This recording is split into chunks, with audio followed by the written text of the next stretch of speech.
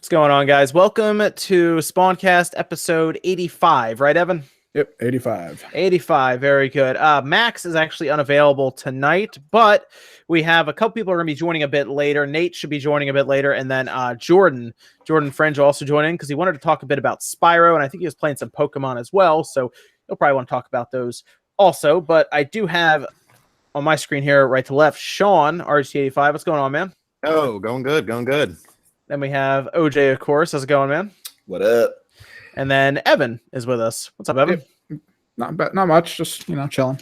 Cool. Yep, you have your Warframe video going up this week. And Warframe video going up. I should be doing this monitor review as well, and then we should be working on a Warframe video. Yeah, you have a really big monitor in front of you right now that Ben Q sent out to us to look at. So that is a very large. What is that? That's like a 32-inch 4K HDR. Yep.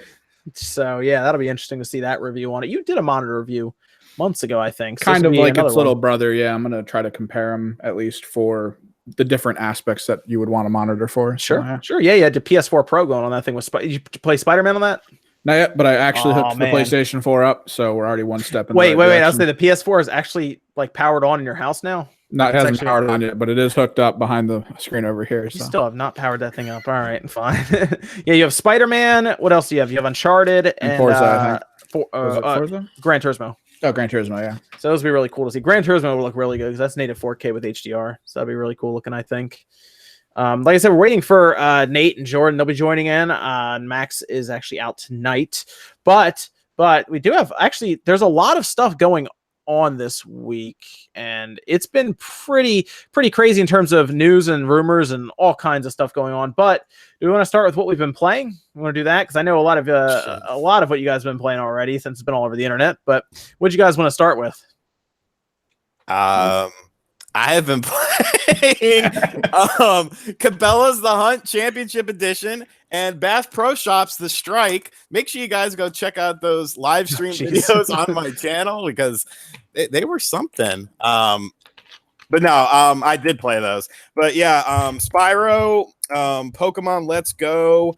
I've got about over 7 hours into Pokemon Let's Go. I'm planning on playing it for at least 5 more tonight, ideally.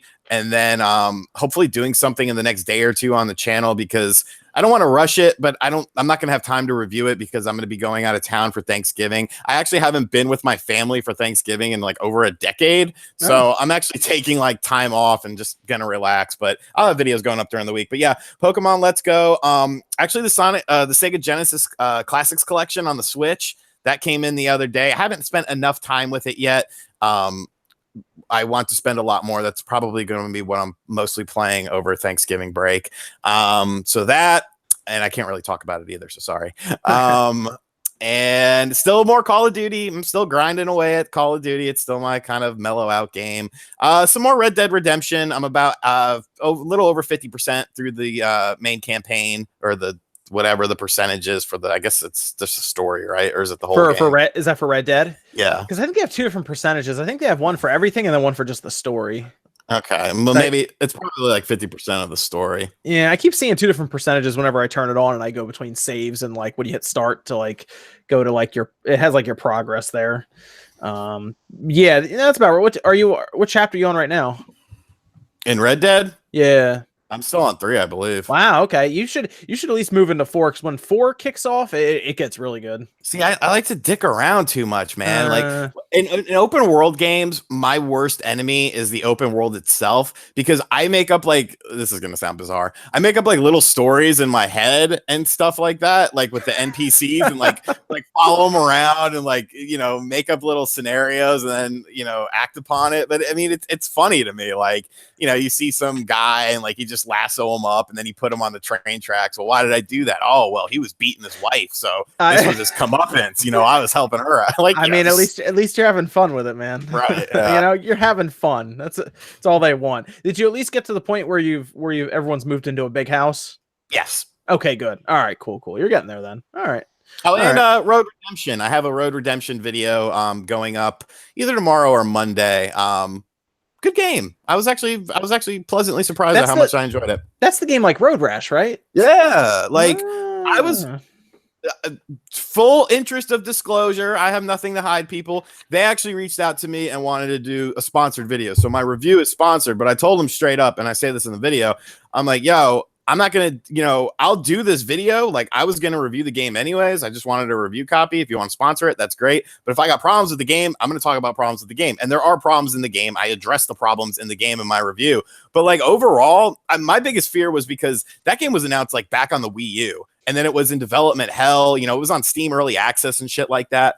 But I was worried that the game was just not going to be good and not be fun. And maybe that's why they're trying to reach out, to sponsor the video or something like that. Because that's the kind of shit I think in the back of my head. But yeah, it ended up, it's Road Rash. It's Road Rash with rogue elements in it. And it's pretty solid. That's out now, isn't it, or no? Yes, that is out. That was out on Steam, I think, for a little while too. Yeah, I think it was in Steam Early Access for quite a while. But it looked cool. It is like the rogue elements actually make it worth, replaying it over and over again. Cause it's just like Dead Cells. I'm ruining my review, but watch my review anyways. But it's a lot like Dead Cells in that when the first time you play the campaign, you're not going to beat the game. Like you could be the best racer in the world. You're not going to beat the game because you don't have all the upgrades you can unlock that are permanent upgrades and things like that. So it actually adds a challenge to it. There's a bunch of unlockables and shit. It's legit. It's legit. And things like that. Yeah. Did you count? You should go through one of your videos before and just count how many times you say that. I see some people like to have like a running tally sometimes in your comments. This is just fun. It's fun. Things like that. I digress is another one. I have a lot of the thing is with my videos, I don't script shit. Like the most I ever do is bullet points. Occasionally on like maybe a hidden gems video or something, I'll have like a little script with it. But most of my stuff, I have to know it off the top of my head. So it's kind of like a transition for me, I guess. Sure. No, I get that. No, it happens. I would do that with, I think, I'm trying to think of what phrase it was for me that I caught myself using, and I had to like kind of like think about it more and more when I think it was in this case, maybe. There's a good one, and whatnot. I say that all the freaking time. Man. You just ruined it. That's the problem. If you tell people that, you ruin your video. Highly stylized. Oh man. Hey, Jordan's in here now. What's up, Jordan? Hey, sorry about being late. I was caught up with something else before I even noticed the time, so I apologize. No. It's cool. It's cool, man. It's cool. We were just talking about some of the games we were playing. Sean mentioned Pokemon Let's Go, and I think most of us are playing it. What's everyone's consensus on it so far? Because that was kind of a controversial game when it was coming out. If you guys remember, even now people are still, talking about it in that regard. But I've been pleasantly surprised with it so far. I haven't put any time into it. Amazon got it here late. They came here this morning. And I'm still playing Spyro, so like they're on my back. I've heard great things. I was gonna try it out regardless of like the good or bad, just because I have every other Pokemon game and I'm still a fan of it in general. But I got both the $100 sets. I'm keeping the Pikachu one sealed now, and I'll play the Eevee one with the device is really nice. That Pokeball device. It's interesting. I think it's a little too small for me to use all the way through. I get like this than I thought. I get this claw hand going on, but I think the idea of it and some of the I guess the creativity around it is pretty neat. Like the LEDs are RGB, so they'll turn into a color. They make light. They make sounds and everything. It's the device itself is kind of interesting. I was surprised with how cool it was. Like, that's how I've actually played 90% of my time with it, just using the little Pokeball, and then I tried handheld mode. Yes, I actually like handheld mode a lot because you can use both Joy-Cons. Yeah. Like I want a patch so that you can use the Pro Controller. That's what I really want. I don't know if they'll do that, but I kind of want that. Mostly because in handheld mode it works with both. I don't know why. I don't know. I like how no one knew until yesterday about this thing, is that when it plugs into charge, it does the actual Pokemon Center jingle.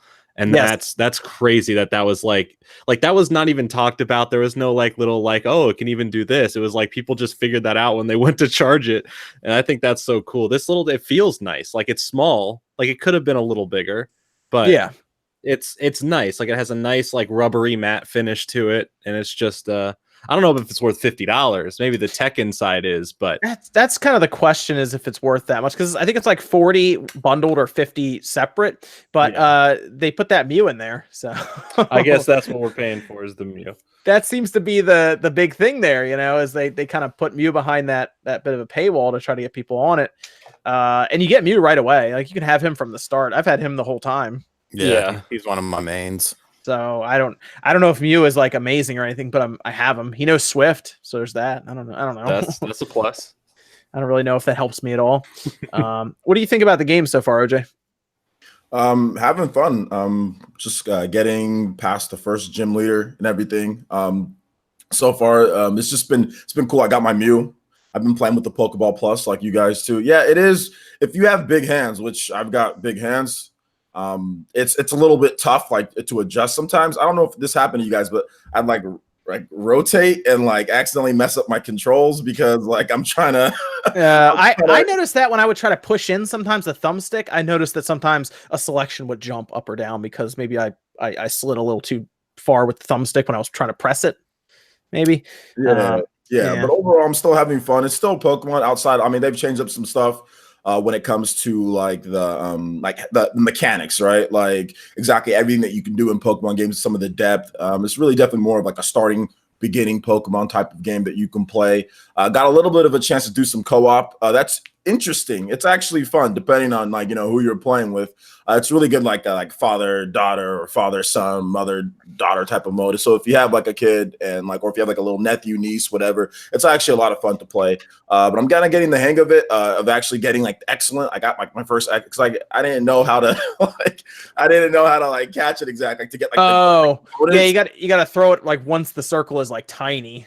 Yeah, tiny, exactly. So I just figured that. So I got my first excellent throws or so. So I'm doing better in it, and I'm having fun. I think it's a fun little game to play, kind of pass the time before Smash Brothers comes out. To be honest, I do kind of look at it, and you can realize it's definitely not like that with the people who are really, really into Pokemon. I understand why they kind of look at the games the way some of them do, because it's definitely not like that traditional hardcore Pokemon game. But I think I still look at this as it could be its own series going forward, especially if it can pull some of those people from Pokemon Go over. Oh, well, the thing about it is that this is not anything new for, I mean, I guess maybe it's a little bit new for Game Freak in general, but it's not anything new for the Pokemon franchise in general. We've gotten a bunch of spin-offs or different types of games all over the place. I mean, this is probably the most interesting one, maybe outside of maybe like a Pokemon Snap 2. I mean, but we've gotten like Pokemon Puzzle League, we've gotten Pokemon Ranger, we've gotten Pokemon Mystery Dungeon, we've gotten all sorts of different types or not exactly the same things. And I never buy any of those, to be honest. Like outside of some of like the N64 ones I would rent, I would never buy all the Mystery Dungeons and all that stuff. So I mean, I'm happy for it because we're gonna get the big one or whatever next year, so it's all good to me. Yeah, I was curious about that because I'm looking at this game, and something I noticed when I was looking at it, is it just me or does this look like it's the 3DS game like moved over to the Switch and smoothed out? The 3DS game, like the engine they use for the 3DS. Like in battles, like you look around at the scenery and it just looks like flat. Yeah, like it almost like I expect next year's to be better looking, but like I'm looking at this one and I look around at the battle and it looks like the scenery is like low poly, and it's like flat and it just doesn't look a lot of details around it. Maybe partial assets, like certain things, but I think as far as like character models and the Pokemon themselves, that do look a lot sharper and have a better 3D look to them than the handhelds. But definitely maybe some of the background stuff could have just been reused assets. Yeah, I was wondering if that's how they got it out so quick, was if they used some of the assets from the 3DS version, because some of it looked like that. Like I looked at some of the stuff and I kind of figure the Switch could probably do better than what they have there, but it's going to be curious next year because there was that rumor going around that it was going to be Unreal Engine and all this stuff, and then we see this game. So I almost wonder if next year maybe they're moving to an internal engine, or it's Game Freak. I mean, Game Freak and 3D aren't the best in the first place, but they got that town game. Yep. That's a good point. And a lot of people felt like maybe that's what the Pokemon game will look like. And then there's although it's a different company, Yokai Watch 4 Like, I hate Yokai Watch. I can't get into those games, but I'm actually sort of like eyeballing that one just because it looks so good. Like, yeah, well, that's I'm expecting Pokemon to look as good as Yokai Watch. same. You know? If they can make Pokemon look anywhere as good as Incineroar looks in Smash with the detailing on the fur, on the face, and just that cutscene, then I'll be happy. If we can get to that point where every Pokemon looks that detailed, I'll be a happy Pokemon trainer. Oh yeah, I mean that would be nice. I don't know if it'll get to that point because I'm sure they spent a lot of time detailing them for Smash. But for sure, it's only one. Well, I yeah, mean, there's more than one Pokemon in the game, but like that, they had more time to work on those. Yeah, I have a feeling this game probably bought them extra time for next year's. Like they didn't feel like they had to rush out the next gen, Gen 8 for this year. I feel like this game, Let's Go Eevee and Pikachu, probably bought them an extra year of development for that. So For sure. I'm hoping it shows up and it really is like that big like aha moment of them moving it onto the Switch. So we'll see how that goes. I haven't tried syncing the Pokeball Plus up to my phone at all, by the way, yet. So Yeah, I'm not. I don't even have Pokemon Go on my phone anymore. Like, Evan does like Pokemon Go a lot, so this would actually be perfect for him. I mean, I do it just because I'm at work, but I don't know. This game never really, hasn't appealed to me yet. I've watched a lot of streams. I watched Rack stream it the other day. It's like, it's interesting and it's kind of okay, but there's just things missing so far that I'm like, I don't really feel like it's $60 right now for me. Okay. Yeah, we'll see how everything goes with that, because sales will still come out. That'll be fun to see, because we'll be able to tell if they pulled any of the Pokemon Go audience. I also haven't taken it online yet. I haven't done any of that yet. So I did. Oh, did you? How was that online? it was absolutely terrifying. So like I don't quite understand it, because when you go to battle or trade, they ask you to like put in a code, but it's just a code of like 3 different Pokemon icons out of 10. And like I don't understand what that means or whatever. And then I went online and like I just put in 3 Pikachus and it matched me up to battle someone. And I'm like, all right, let's see what they're about. And it was a level 71 Mewtwo. What? like just like that, right in front of you. Yeah, and I was like, oh, okay. I'm gonna quit now. Thank you. So there's no scaling. There's no scaling or anything like that. That's honestly kind of disappointing, because I was at the time I was like a level 20. Like, if it makes you got this. Right? if it makes you feel any better, apparently there's not much in the way of like anti-cheat or anything, so people are editing their saves and stuff and going online with them. So that's awesome. It's possible you might have run into somebody who just hacked their way to that or changed some of their save up. So don't feel too bad about it. Most likely Coming face to face with a level 70 Mewtwo. Nice. I say it wrong. You said Mewtwo like it was like a cow. Habits die hard. It reminds me of like you guys ever played the game Pokemon Battle Revolution on the Wii? Oh yeah. I know me and Jordan, we talked about like the amount of like sometimes people cheating on that game was just insane. Like you boot it up, like you got your Pokemon because you can bring it over, and people just have like all legendary, all shiny. You know what I'm saying? Like all of them have like the best moves, like perfect stats, everything. Perfect stats, all shiny everything, shiny red Gyarados and stuff. Dude. I haven't run into a shiny at all yet. Has anyone else run into one? No, I heard the catch rate is like 1 in 1,200. Oh gosh. Yeah. Austin John put out a video talking about how to get shiny Pokemon. Yeah, he did some serious work with Pokemon. If you need to know anything about Pokemon, Let's go check him out. He has a lot of videos up for it right now. I finally just got an Onyx like 30 minutes before this, and like it was the most stressful thing, because like I realized in the first area where Onyx would be, I didn't get one, and I went to go back to get one, and it wouldn't let me back in that area. So then I got to another area. I'm like, great. I tried like 3 times in a row, and like I just couldn't catch one, and I was getting so pissed off. Like I punched my laptop and stuff. I'm like, what is wrong with me? And so like I took a deep breath and I used the lure, and then started walking around, not a fishing lure, no. I used the Pokemon lure, and then I caught one, and I was like, finally I can ride this bastard. Oh yeah, because Onyx big enough. You can also get a Persian from there's a guy in where Lieutenant Surge is. If you catch 5 of the Growlithe, you can actually go get a Persian. You can ride the Persian apparently. Oh yeah, he said that if I caught 5 Growlithe, he would give me something, but I just ignored him. he gives you a Persian, yes. and then you can ride around on the Persian. So that works. But Onyx is awesome. If you get Onyx is massive in that game, by the way. That's one of the things I like about the game is I feel like they got scaling like pretty good. Oh, they got that kind of scaling right, huh? Yeah, the online battle scaling. That online battle scaling. They got it looking pretty.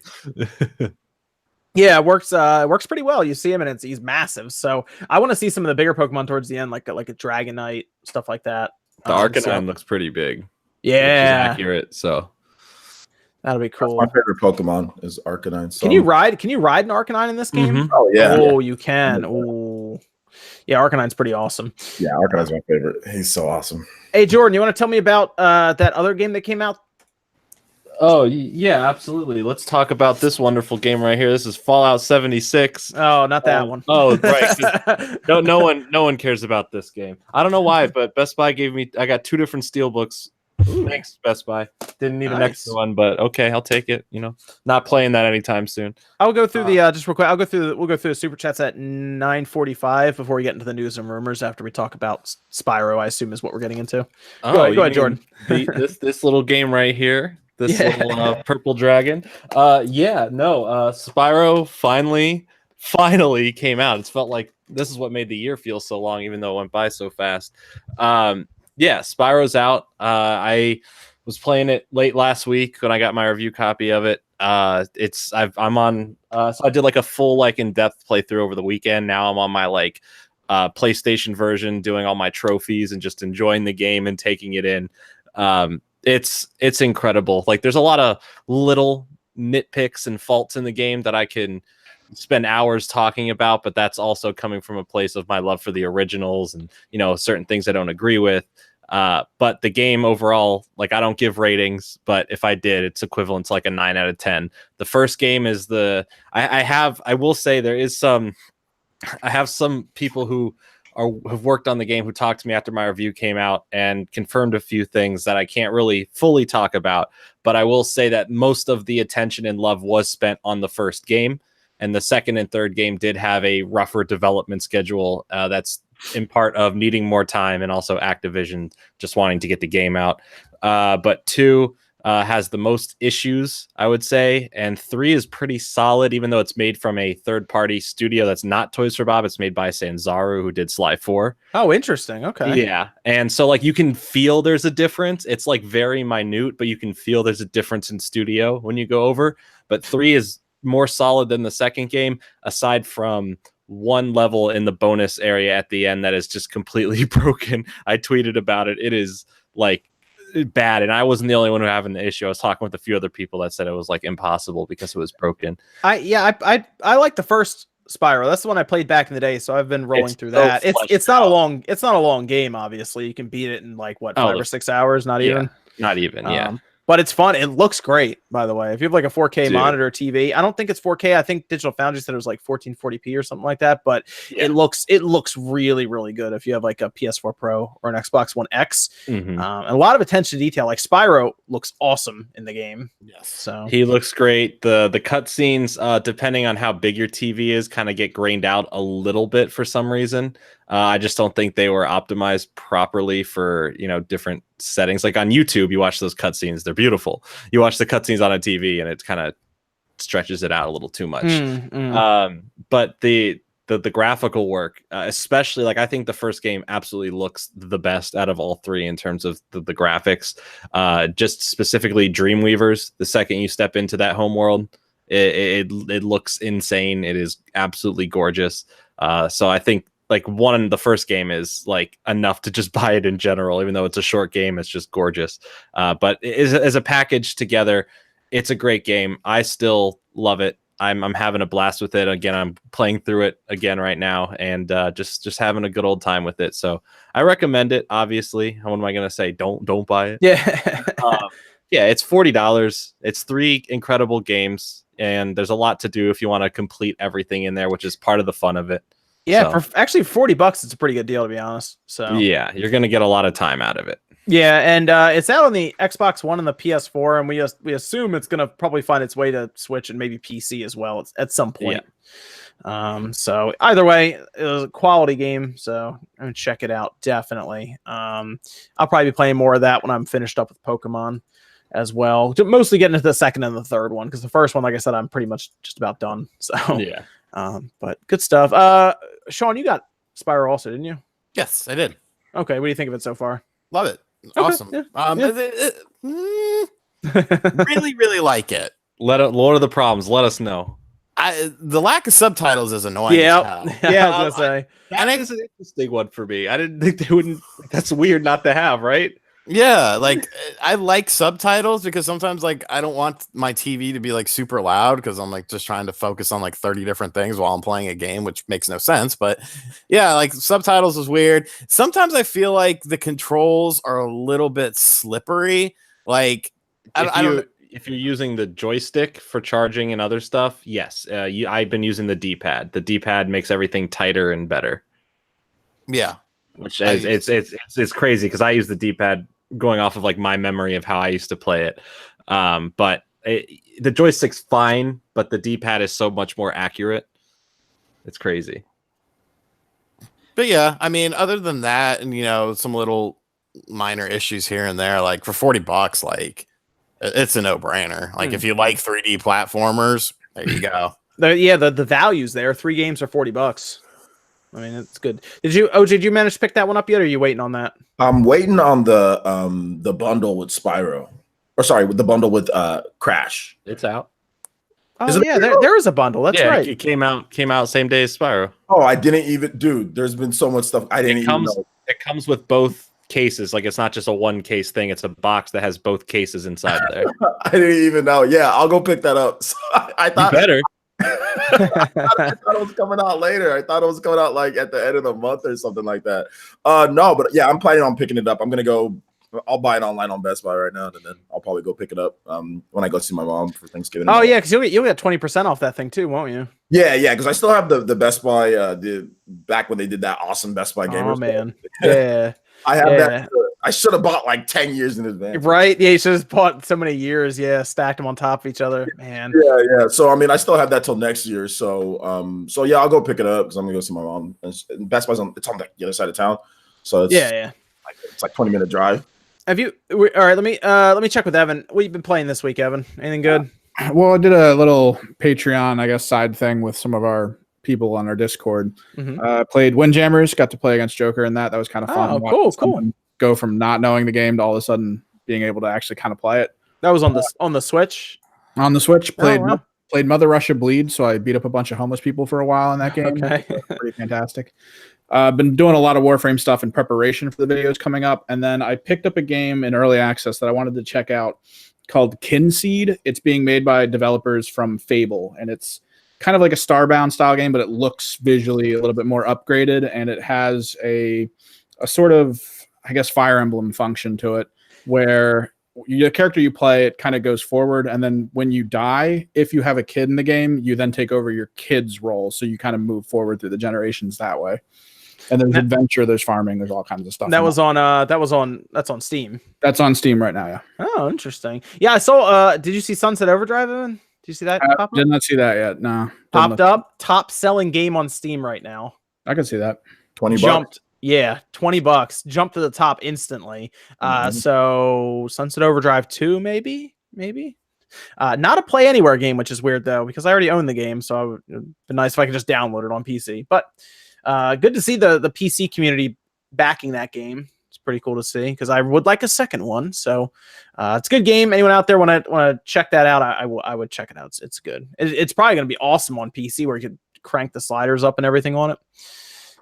Good stuff. What about OJ? Was there anything else you've been playing this week, or do we touch on a lot of it already?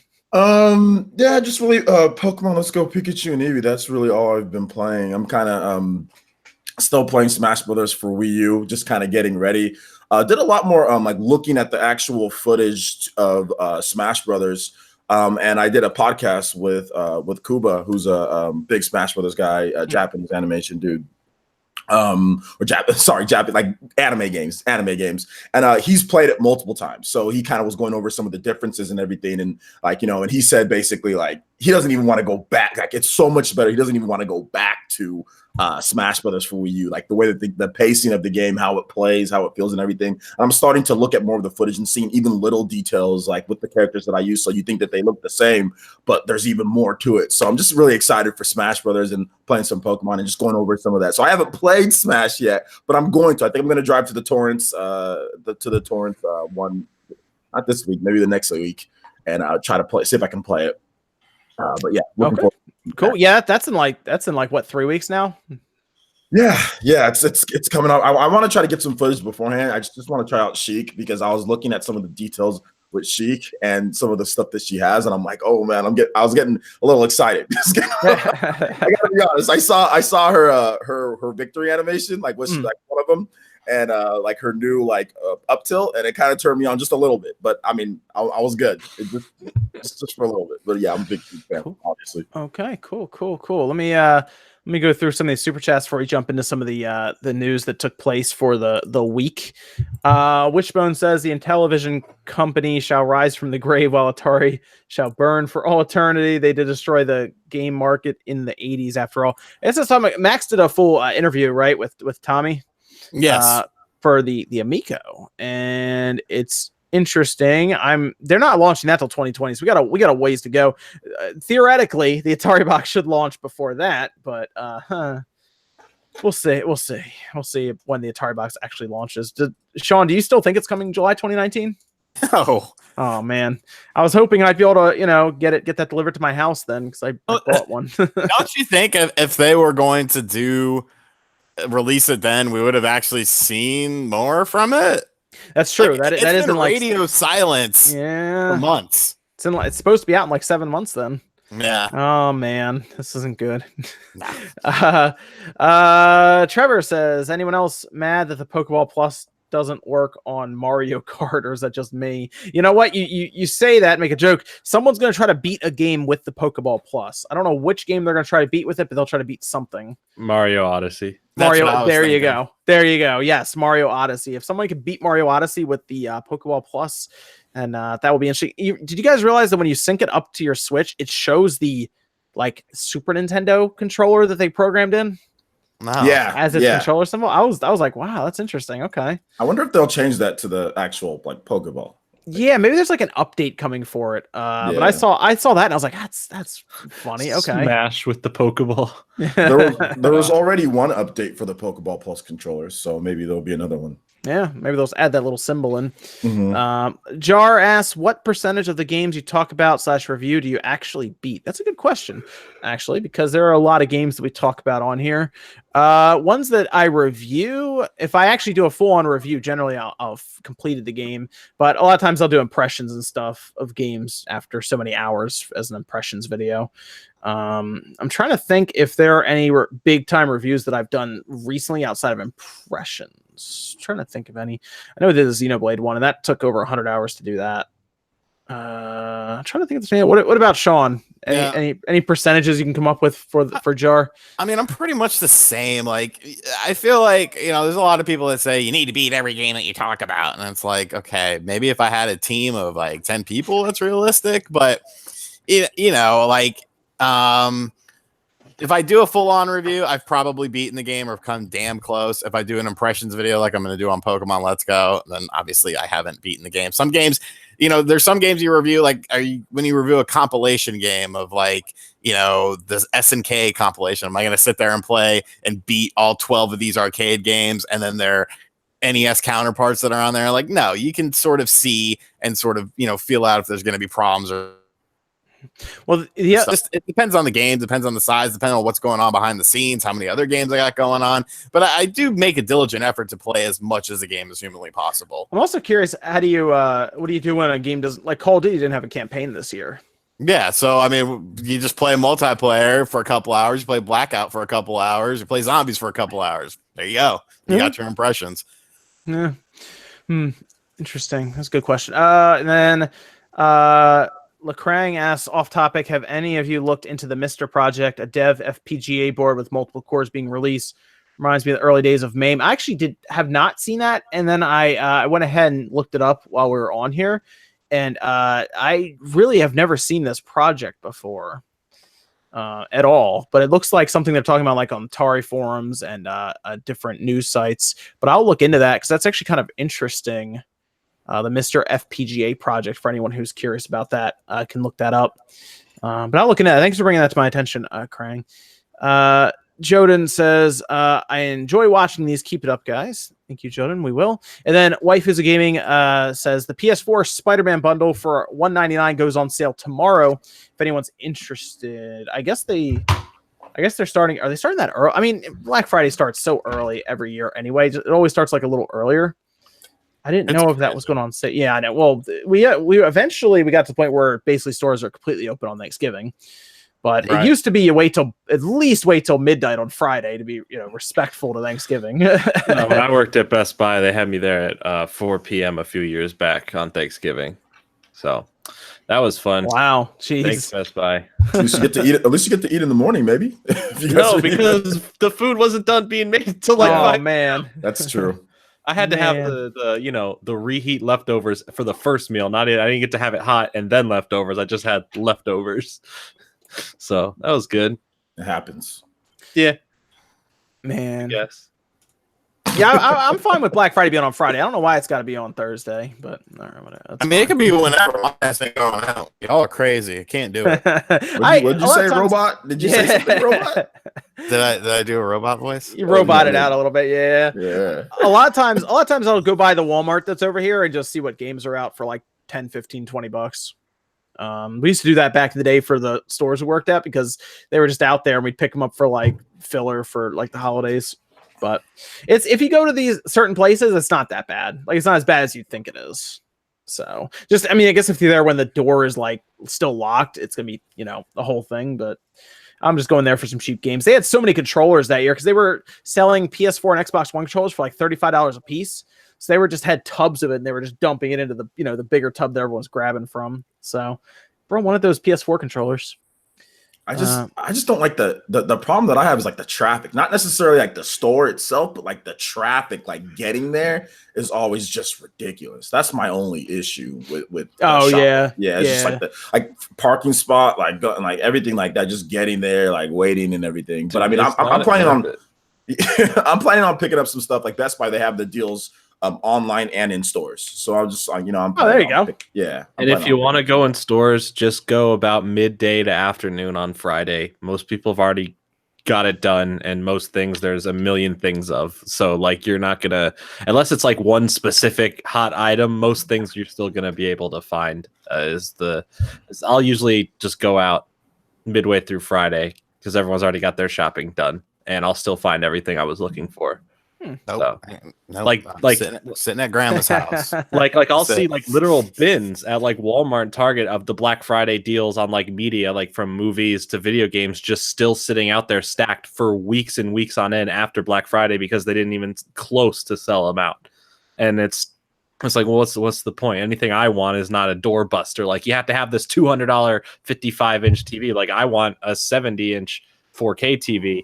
Those aren't going to sell out. My Best Buy stocked up on like 40 or 50 of the one I'm looking at. I know it's not going to sell out because most people aren't going to go drop $1,000 on Black Friday.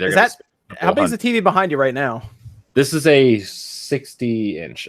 Oh, okay. I would say you're getting a 70-inch this year. Yeah, so because I moved this away from where I like watch movies and used to have my consoles, because I recently just bought this just so I can watch 4K Blu-rays. Basically, I bought the Xbox One X, and now I'm gonna buy a 4K TV finally, since I've been wanting one for a long time. How much did you pay for that Xbox One X?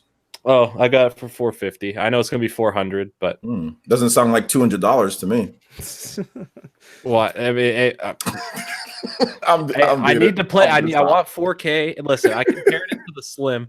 Listen, I was gonna buy a Slim because it was like $200, right? The Slim is a good deal, but then I saw the quality of 4K that it plays compared to the X, and I was like, I'll just buy the X. Yeah, Sean, you got to get that X, man. No, there's a bunch of good deals on games right now on Amazon that cheap ass gamers just posted. Shining Resonance Refrain on the Switch is only $25. That's pretty good. That's actually not bad. They got Valkyria Chronicles for $40. The game that just came out.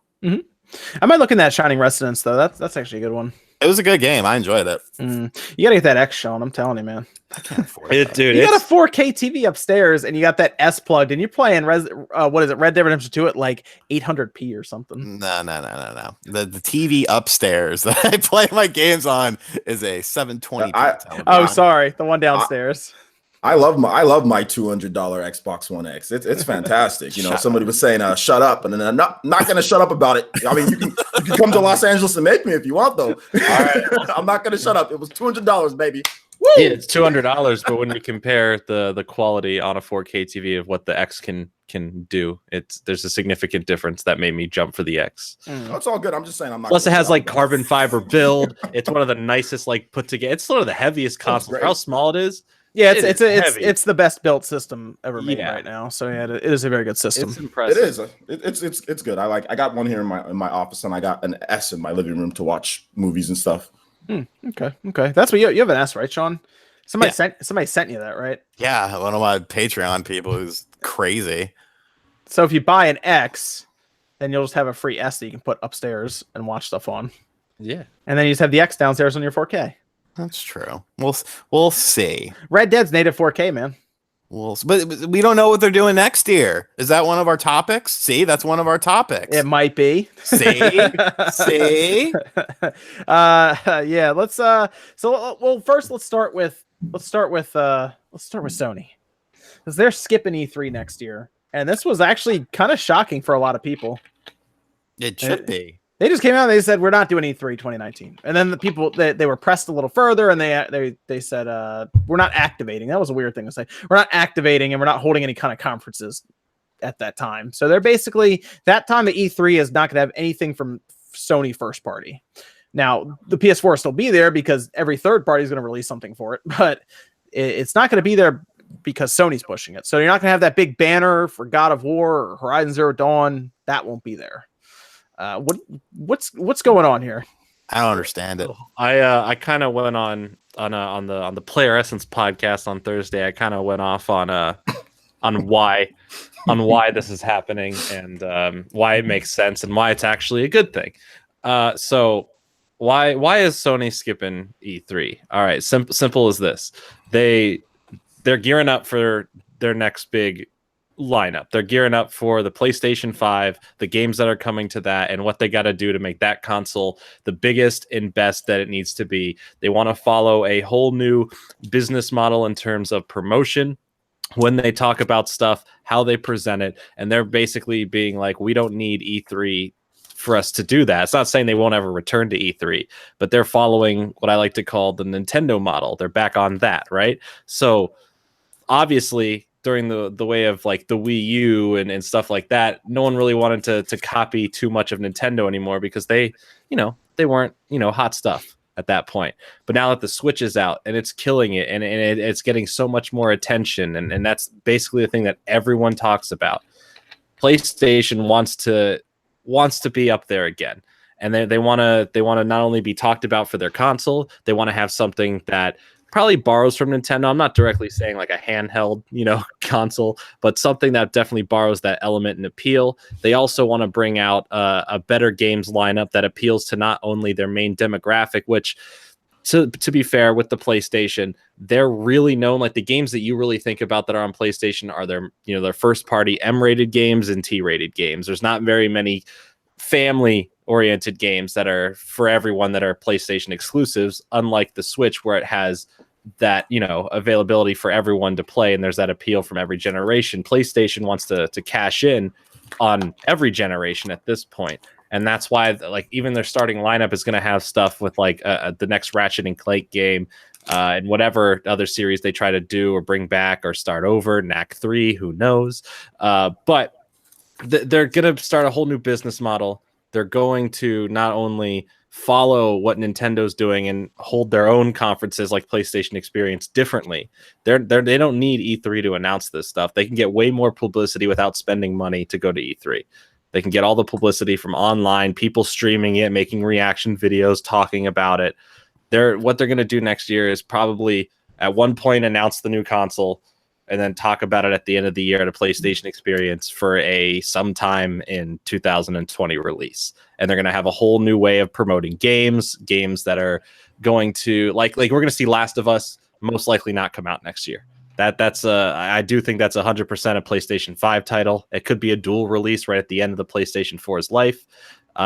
Days Gone is now delayed back into who knows. So who knows where that game is going to end up. But I think that they're going to try something to appeal to a demographic they haven't appealed to for a while. Is basically to summarize my long rant from Thursday night's podcast on your channel. But yeah, so like that's what I'm thinking. I'm thinking they're doing a whole new way of getting promotion out there and rebranding themselves and figuring out how do they appeal to everyone and how do they delegate their information out there. I think it's a smart move for them because I know that they could do it without it, that no one needs E3. It's just a place where, everyone goes.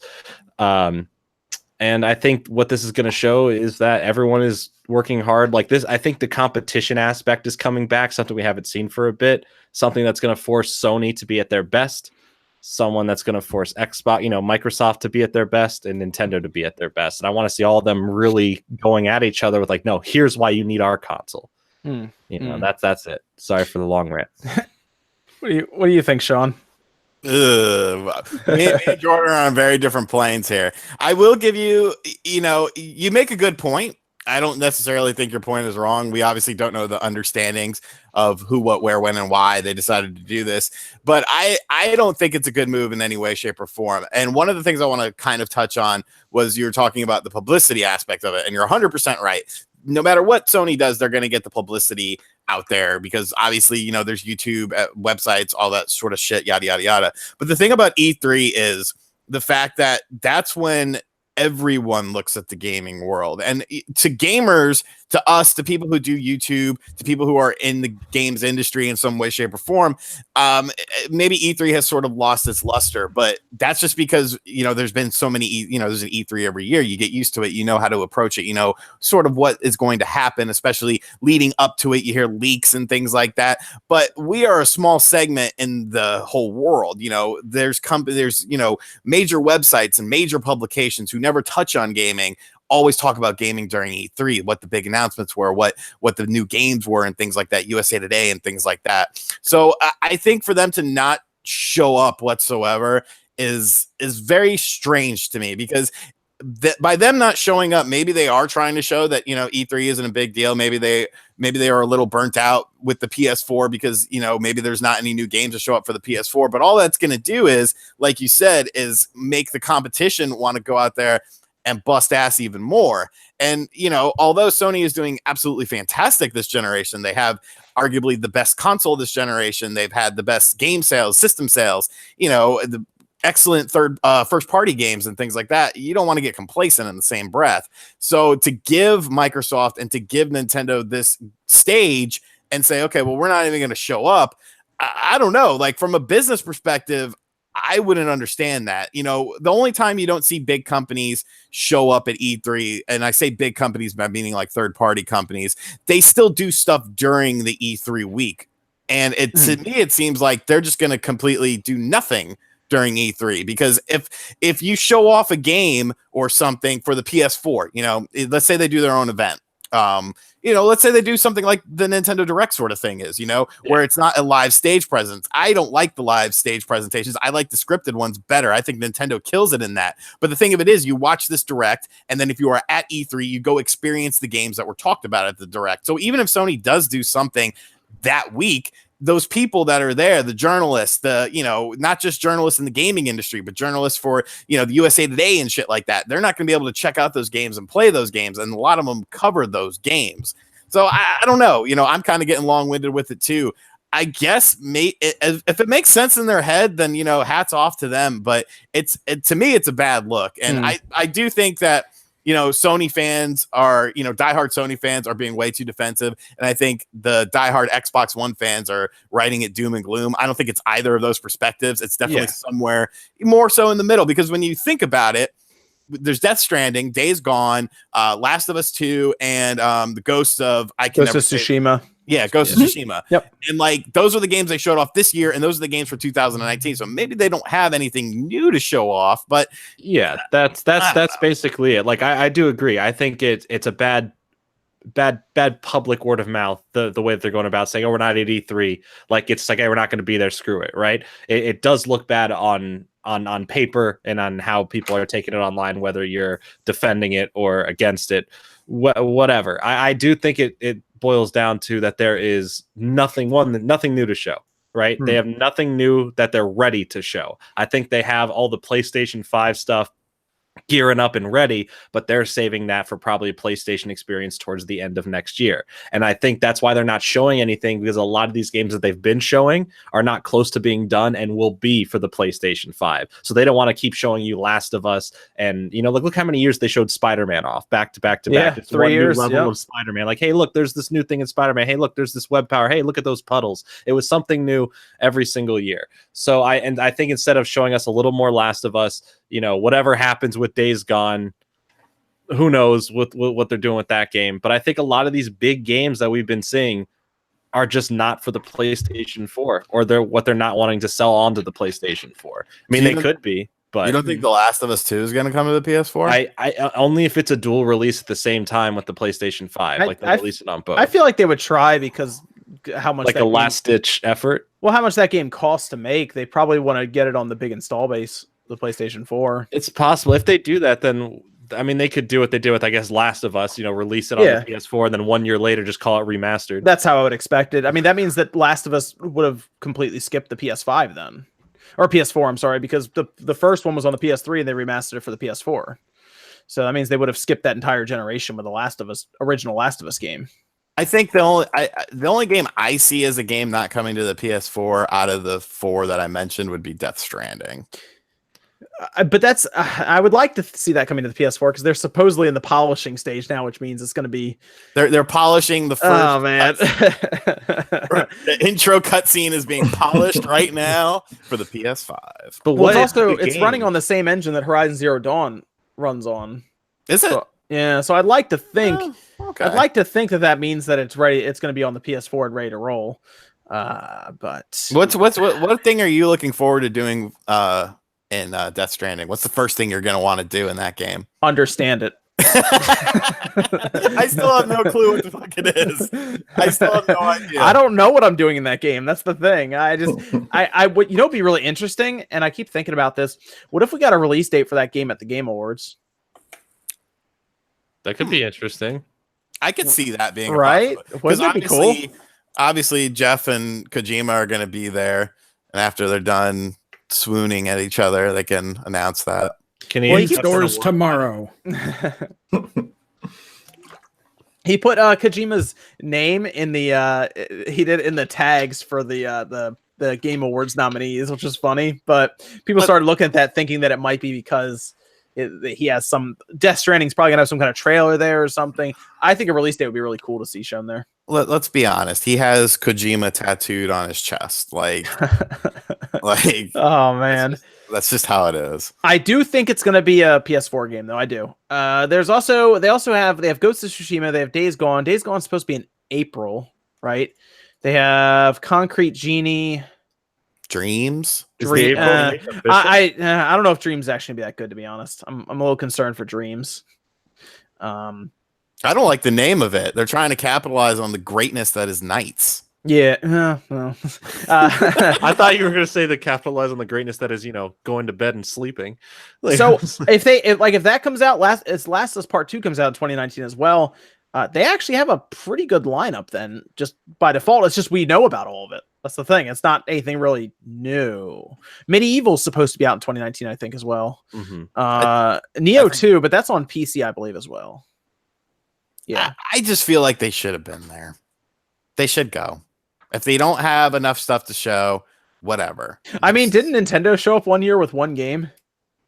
Yeah, it was called E3 2018 with Smash Brothers. Jesus Christ. No. What was that? Which year was that? OJ, people making this point on Twitter. They were like, Nintendo showed up with one game one year. 2016, right? 2016. They showed up with Zelda, right? Yeah. That was it. I looked at that. I was like, oh, that's a good point. Okay. I see that. I see the point there. They showed up with one game. Sony just doesn't want to show up. I don't really know what Sony's doing. I assume they're just want to do something with the PS5, and 2019 is this weird gap year where they're gonna talk about the PS5 most of the year, starting maybe in February. They have some kind of conference where they talk about the specs. They did that with the PS4.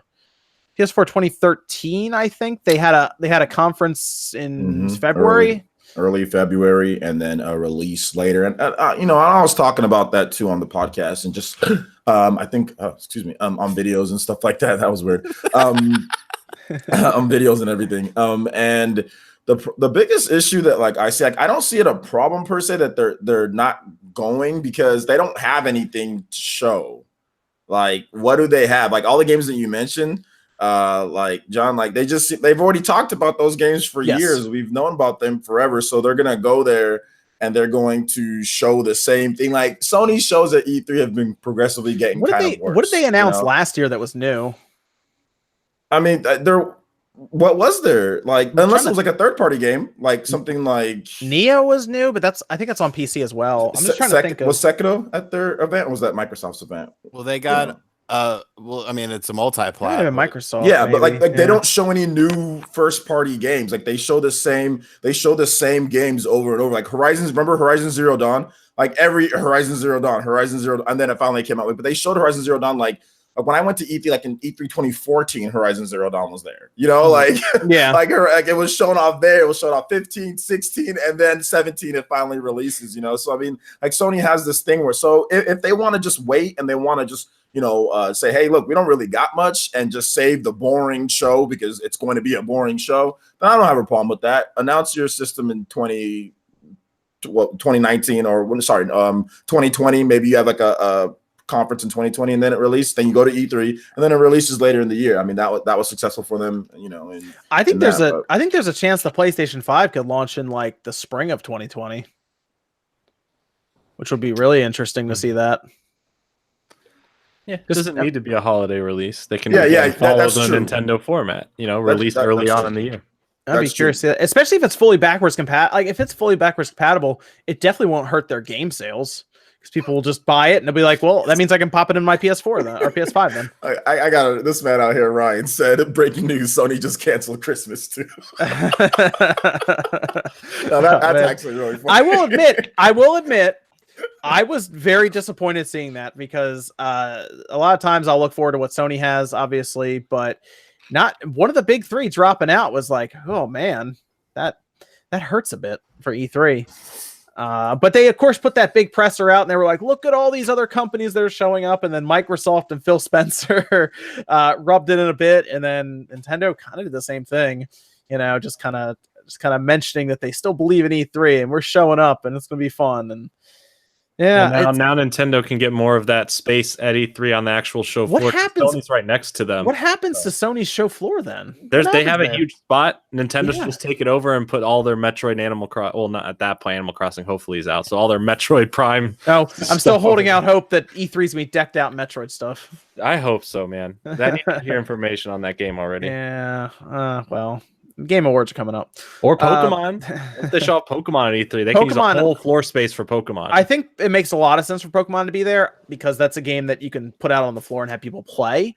And I think we'll have already seen what Pokemon looks like before E3, and then they'll just have people. That'll be one of the hands-on game. This E3, their Pokemon show floor space was right in front of Smash, and it was this big, just with one TV and a long line. They just had one TV and they closed it off so no pictures were taken. Oh man, it was so funny. That's gonna be interesting. I think that, because I think this Pokemon coming up next year is gonna be the biggest Pokemon ever released, I think. So that would make sense why they'd want to have a big show floor there and everything for it. But I don't know. Sony's is massive. I think Sony had the largest one last year. They had a big spot. So I don't know. Nintendo got deep pockets. Someone said THQ Nordic will take the spot. Maybe. Jesus God, what are they doing? I keep telling you, man. THQ Nordic, dude, don't mess with them. Where is this money coming from? Is what I would like to know. Offshore investors. Yeah, their games have actually been selling all right too. Strangely, because they're quick flips. For remasters, they actually make profit on them. They put out their sales and they actually made hundreds of millions of dollars. Where's Good my on old you. Nintendo game or old Nickelodeon games already? Where's my Nah, Battle man. for Ask Bikini Bottom? Where's Time Splitters? We gotta ask for. Where's where's all these games they keep buying up the IPs No. for, but they're doing all this other I'm stuff? telling you. I want a AAA Real Monsters game. Okay, Yes. man. Like I really want that. Like THQ Nordic, don't let me down. I'm Just an telling Ed, Ed you. and Eddie RPG. I'll do it. That's awesome. I'm telling you. Time Splitters is coming. Need It's to on the bring way. it I out think there. so. I mean, they seem to know what they're doing, and they're getting positive buzz. And yeah, physical versions for the three. What was it? Sphinx game. Yeah, Sphinx is good. I like Sphinx. I bought it on Steam actually when they put it on there, and it runs It's a really cool well. game. I played it on the PS2 a lot actually. Do you think that if they come No, out with GameCube. Time Splitters GameCube. like as like an E3 thing next year and it's huge, right? And they go all out with it and they make it like one of the best games like they can make it and it's banners taking over it. Do you think a game like that with like incredible multiplayer and all that can go up head to head against the new Halo next year? Time Splitters. Yeah, like if they made it a big deal. I mean, it would. I mean, it would still be overshadowed by Halo. but Yeah. it would make an impact because Time Splitters is a name that hits with older audiences. Younger kids won't know what the hell Time Splitters is, but if you go out there with a bunch of publicity and you actually have something to show off of the game, If it's trendy. Yeah. then it can easily do something. I'd be all about Halo, so I hope they bring that to E3. I'm ready to play Halo Infinite. I'm scared of it. You're scared? What? Why are you scared of it? Because I hate everything that 343 has done with Halo. I mean, all right. Halo 5 wasn't great, but it wasn't bad. Oh, I disagree with The that. multiplayer though, like I don't care as much about the single player because they destroyed that. Multiplayer is fine. Like it plays fine. It's fun, but they're It's like not as bad as Reach though, so that's fine. I like Reach. Don't talk crap on. You're Reach. talking about Halo Reach or Halo Call of Duty? I mean, That's when that game started feeling like, oh, that's what I looked at and said, oh man, Halo 3 is the best Halo ever made. yeah. Okay, I'll agree with you on that. Okay. That was the last one that I beat fully was Halo ODS. Halo 3. I'll still play Halo 3 on the Master Chief Collection. Actually, the Master Chief Collection technically is the best game ever made for Halo. So there you go. That has all the Halos in there. If you have Game Pass, you should have already downloaded that by now. Because that is an outstanding collection. Let me move over here to the PC Classic, Sean. What do you think about the PC Classic, man? I hear that's going to be pretty awesome. What are we doing as a society? Dude, your video was funny. You're like, a society. I was like, what? Well, people, it actually got a lot of thumbs down. And people were like, well, I'm excited for the PC Classic. And it's like, okay, you obviously didn't watch the video because I clearly state in the video, they don't even have funding for any of the licensings. There are 0 games available for this. The whole crowdfunding, yes, crowdfunding is going to be to acquire licenses. The company is confident that they can acquire licenses, but I can be confident that I can run 1,000,000 miles. It doesn't mean it's going to happen. You know what I'm saying? Like, I don't know, man. It's a pitch. It's all it is a pitch, but they're making it seem like it's something more. And But it has a micro floppy disk drive that you can I probably like that, fit a actually. 3DS game into. I saw that. I thought that was really funny. I think it's just for SD cards, but I was like, Yeah. I looked at that and I immediately was like, oh, that's for the 5 1/4. Okay.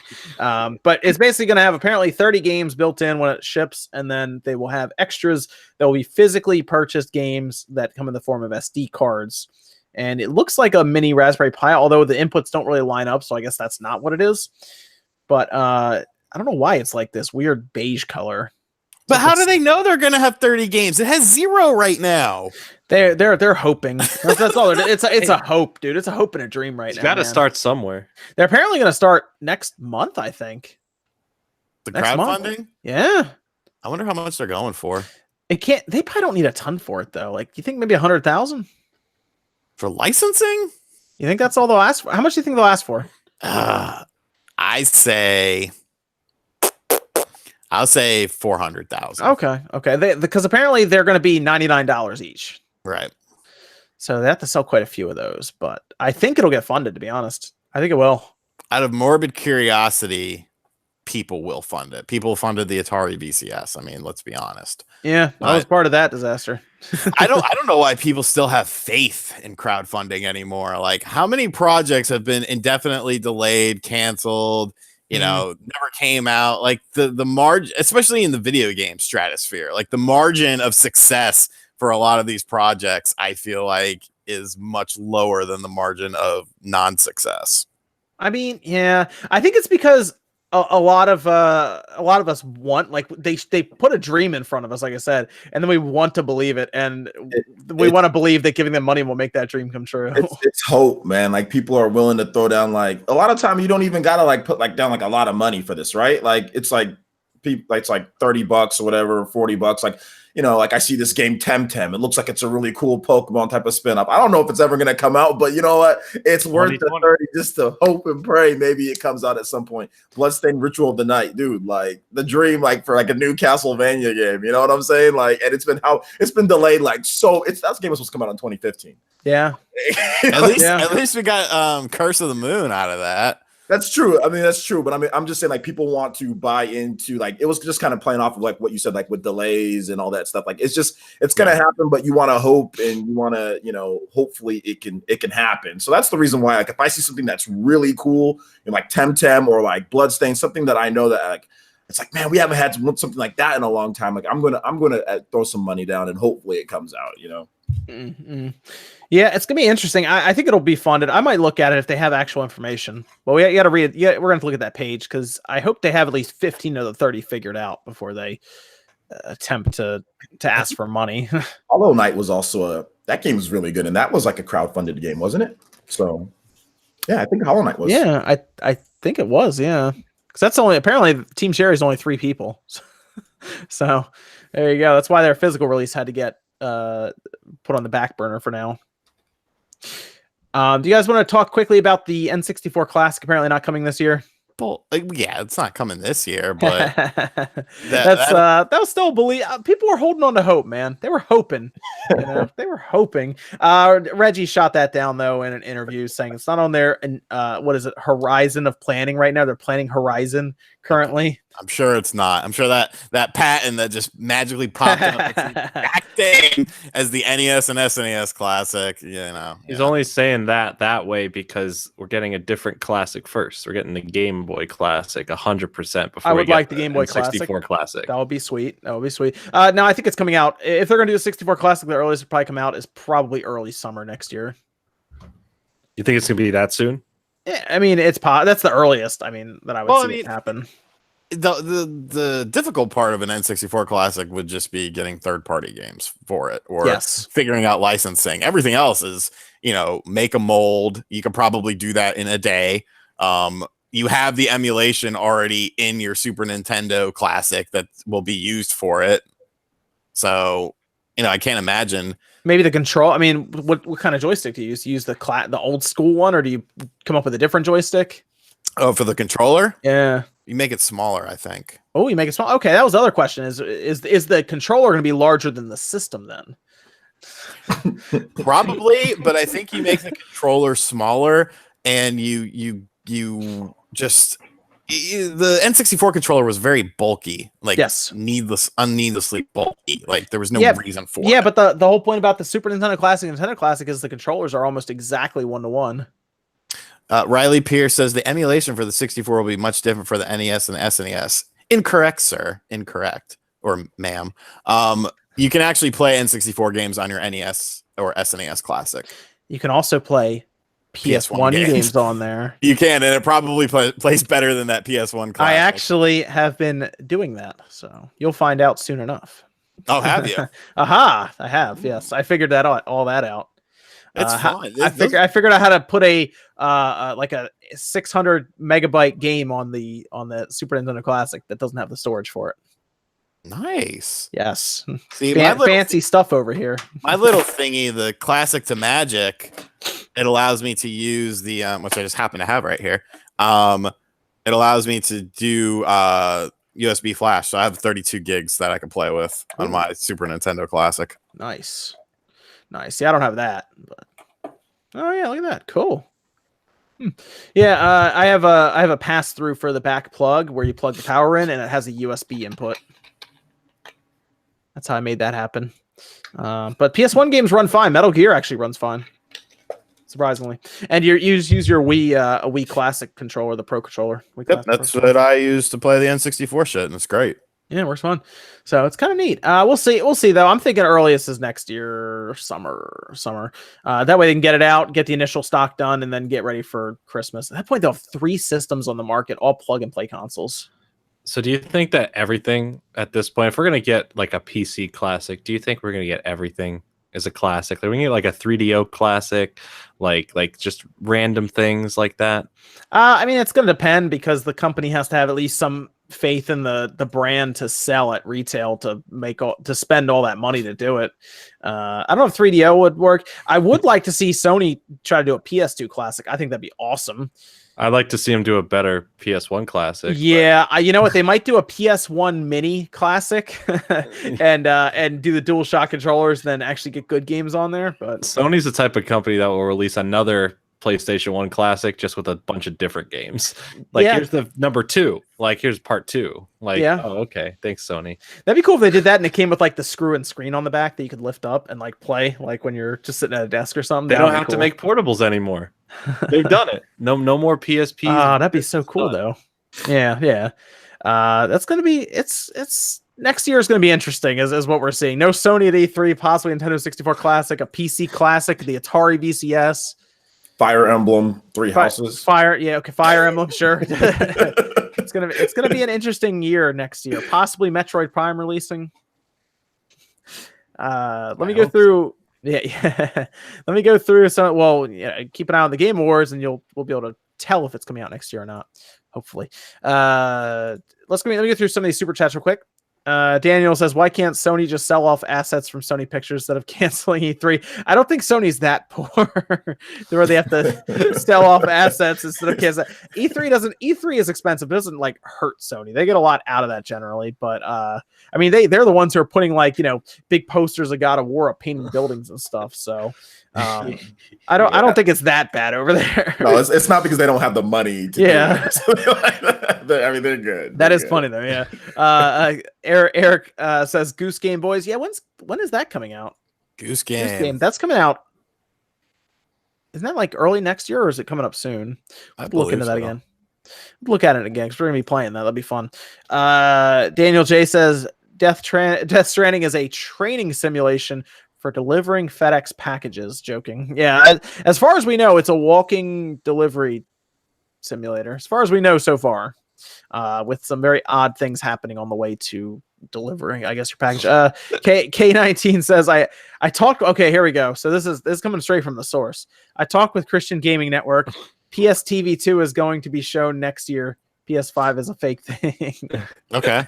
There is word going around apparently that the PlayStation Classic is just a repackaged PlayStation TV. I don't know if that's the case using the same chipset and stuff, but I'll find out. However, I think there's also a possibility that it's using the exact same chipset and everything from the Super Nintendo Classic. But I'll find out when we open that up. That'll be interesting. Jackson McGuire says, what are you hoping for the new Halo? Hopefully next year's E3, we will see old IPs come back to life, holding out for Banjo on Scarlet. Love you guys. For next Halo. A good game. for the next Halo, just for the single player side, they have to have it be basically about Master Chief because Master Chief wasn't even in this past one that much, which was just weird. Thank you. It was an odd thing. It turned me off from the whole campaign. I was like, what? Okay. The campaign sucks in general. You fight the same boss 18 times. It's great. Yeah. The gameplay itself isn't bad. I like the feel of Halo 3. Halo 5 has a significant amount of auto aim compared to Halo 3. If you go back and try to play Halo 3, it is very difficult if you're used to Halo 5. But the feel of Halo 5 movement and stuff isn't a big deal. So I think if they did a lot of what they're doing with Halo 5 in the multiplayer and maybe just played around with some of the mechanics, I think they could have a pretty good Halo game. But Infinite looked like it was almost going to be like an open world style. It was very weird. They kind of played that up like it was going to be this open world style game from what they were showing. So maybe the campaign won't be like a set amount of missions. Maybe it'll actually be like an open world or something. It's hard to say. Halo in the form of BioShock. I mean, Halo Infinite is supposed to be, I assume that means that, Infinite, you'd assume it's like the world might just be open and not the same, but it'll be Battle Royale. Okay. They might be able to get away with that. I mean, if Call of Duty can do it, right? Yeah, I guess that's true. Yeah. I don't know. I like big team battle and all that. It doesn't have to get any crazier than that. I mean, I'll be okay with it as long as the regular online modes are still there. Yes. Yeah. As long as I can just jump into Team Slayer 4-on-4, I'm fine. But if they get rid of a campaign and they just have Battle Royale and then all the other multiplayer stuff, I will not be happy. No, they have to keep the classics there because Halo is still viewed as like a competitive game. So keep all the classics there and everything, and maybe double down on Forge a bit, and you can have a pretty cool game there, I think. But we'll see. Hopefully, that's next E3. We find out a lot more about Halo Infinite. Hopefully, it's a Xbox One game and not necessarily a Scarlet game. That's the other thing. Eric, I think it'll be both, right? I would think so, because I mean, we think Scarlet's going to be backwards compatible anyway, but completely. But we'll see, because there's another Xbox that's apparently coming out that we'll have to get into as well here in a minute. Eric says Redneck Rampage and Carmageddon 2. All right, Carmageddon games. Yeah. All right, Eric, cool. And then K19 says, "Where's my pinball classic at RGT85?" Well, they kind of do the pinball stuff with like the Williams games that comes out, unless you mean an actual pinball machine. Then yeah, I don't know, like an actual one that you buy and it, like, I don't know, would it just be one big screen on there and it changes when you flip between the games? I mean, the whole point of pinball, if you go and play an actual one, it's supposed to, like, you're supposed to get a lot of feedback from actually, being well, there. And plus the fun of pinball machines are the different stuff inside of the actual pinball machine itself, like the designs and shit. Yeah. So let me talk a bit about this Xbox One diskless system. Sean, you talked a bit about it in a video, right? I did. Give me 1 second though. There's apparently an Xbox One coming out next year, possibly in the springtime, that is going to launch without a disk drive.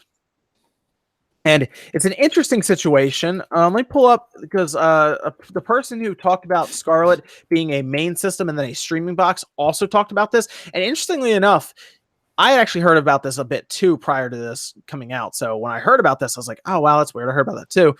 And I kind of also heard about it coming out in the springtime as well. So I see this and I'm like, wow, okay, I guess that's a thing, an Xbox One without a disk drive. Now, let me ask you guys this. Is that an issue for a lot of people that like physical media? Like, do people see this as a problem going forward, or is just them testing the waters? Because apparently you'll also be able to take your physical games to a Microsoft store, and they will actually then give you, I guess, a code to go with it, then punch into your system. Okay, there's many different ways to skin this cat. Whoa, I don't skinning the cat. My bad. That's a saying, isn't it? Is it a phrase? It could be, but it's an East Coast thing. My bad. Sorry about it, man. I think the digital trade-in program or whatever is stupid. Like, I don't think anyone's going to do that. The whole point of this diskless Xbox One, to me, that would make it work well and actually help Microsoft, would be to do a system under $200, have it with a couple months of Xbox Live for free, a couple months of Game Pass for free, and you sell it at the casual market. Like, you want a device to stream video that will also play all of these games, and you get to play these games. You don't have to buy anything else. You could just play them right here and then use our online service. Well, here you go. Here's a system. And then that would work. I think that would actually sell, depending on the price point, of course, depending on how much storage it has.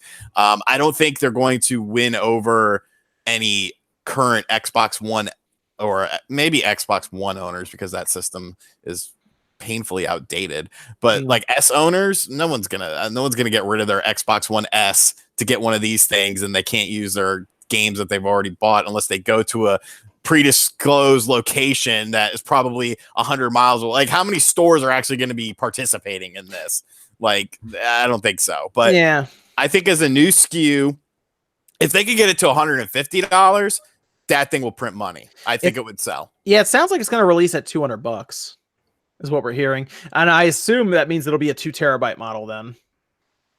$200 with 3 months of Game Pass for free, and then one other game installed on it already. I think it'd be smart to sell it with some sort of Game Pass or Xbox Live membership coming with it so many months, but I think it has to be a 2 terabyte because you're telling them that they're going to have to download all of their games then. I mean, I guess when you pop a disc in, you install it all anyway, But still, at that point, you basically are relying on your games being on that system at all. Like, you won't be able to just walk over to the shelf and pull a game out and then install it for a little bit. I think they're going to do this. I think it's going to be something that they're going to do because Microsoft kind of wanted to do this whole thing with the Xbox One, right? Yeah, they wanted DRM to be a big thing. Yeah, they wanted it to where that type of digital type of deal and everything. So I mean, I can see Microsoft doing something like this, and if it's going to be a cheaper Xbox, I don't know how well it'll do on the marketplace. Like I know even though it's a cheap price, I mean I get that, but I mean Microsoft has had great deals on the Xbox One S and everything like that, and it's like they're not even like getting near here in the US at least, they're not even getting close to Sony. I mean it's all right, but I mean it's still not where it is, and like you can get an Xbox One S in a lot of places for $200. So yes, I mean I don't know how well it will do because you're essentially taking away functions, and making it worse than what a normal Xbox would be. But for those who haven't jumped on yet, I mean, it might be something that they look into. But I don't know. I just think that a lot of people, especially 4K Blu-ray player, you'd be missing out on that, right? Because you wouldn't be able to put in it'd be all digital Blu-rays, right, or something, whatever. Yeah. So, I mean, my other question though is if you remove the disc drive, how do you do backwards compatibility with physical disc games like your 360 games? Good point. I think this would just be like a Games Pass thing, right? I mean, we saw how much they were advertising it at their XO event. So I think they're really just trying to push hard on this Games Pass thing. Buy this cheap Microsoft Xbox, you get Gears and Halo and whatever, all that in their Games Pass. I think it's just like a Games Pass type of deal, trying to get people to do that. A Games Pass box. Yeah. And I feel like, I feel like it would have to be less than 200. It would have to be 150 or less to be something like that. I think. Yeah, you're right. Yeah, it'd have to get low, definitely price wise. But I mean, I think at 150 or less, it would sell. I think it would actually do decent. But yeah, if it's gonna be 200 or something, that's silly. 200 with the Games Pass, you get let's just say 6 months of Games Pass, Xbox, $200, and maybe you get you get a digital game pre-installed or 2 digital games pre-installed or something like that. Just put Fortnite on the front. Do I get Do I get Xbox Live Gold as well with that 200? Ooh. Probably not. I would say no because they need to make money off Xbox Live Gold. They need people to pay for those memberships for that. So do they? Yeah. What if they do 3 and 3? So 3 months Xbox Live, 3 months of Game Pass, instead of 6 months of Game Pass. That would be better. It depends on the price point. That's true. If you're talking a lot of Microsoft's revenue comes from the services. Services. They need that money.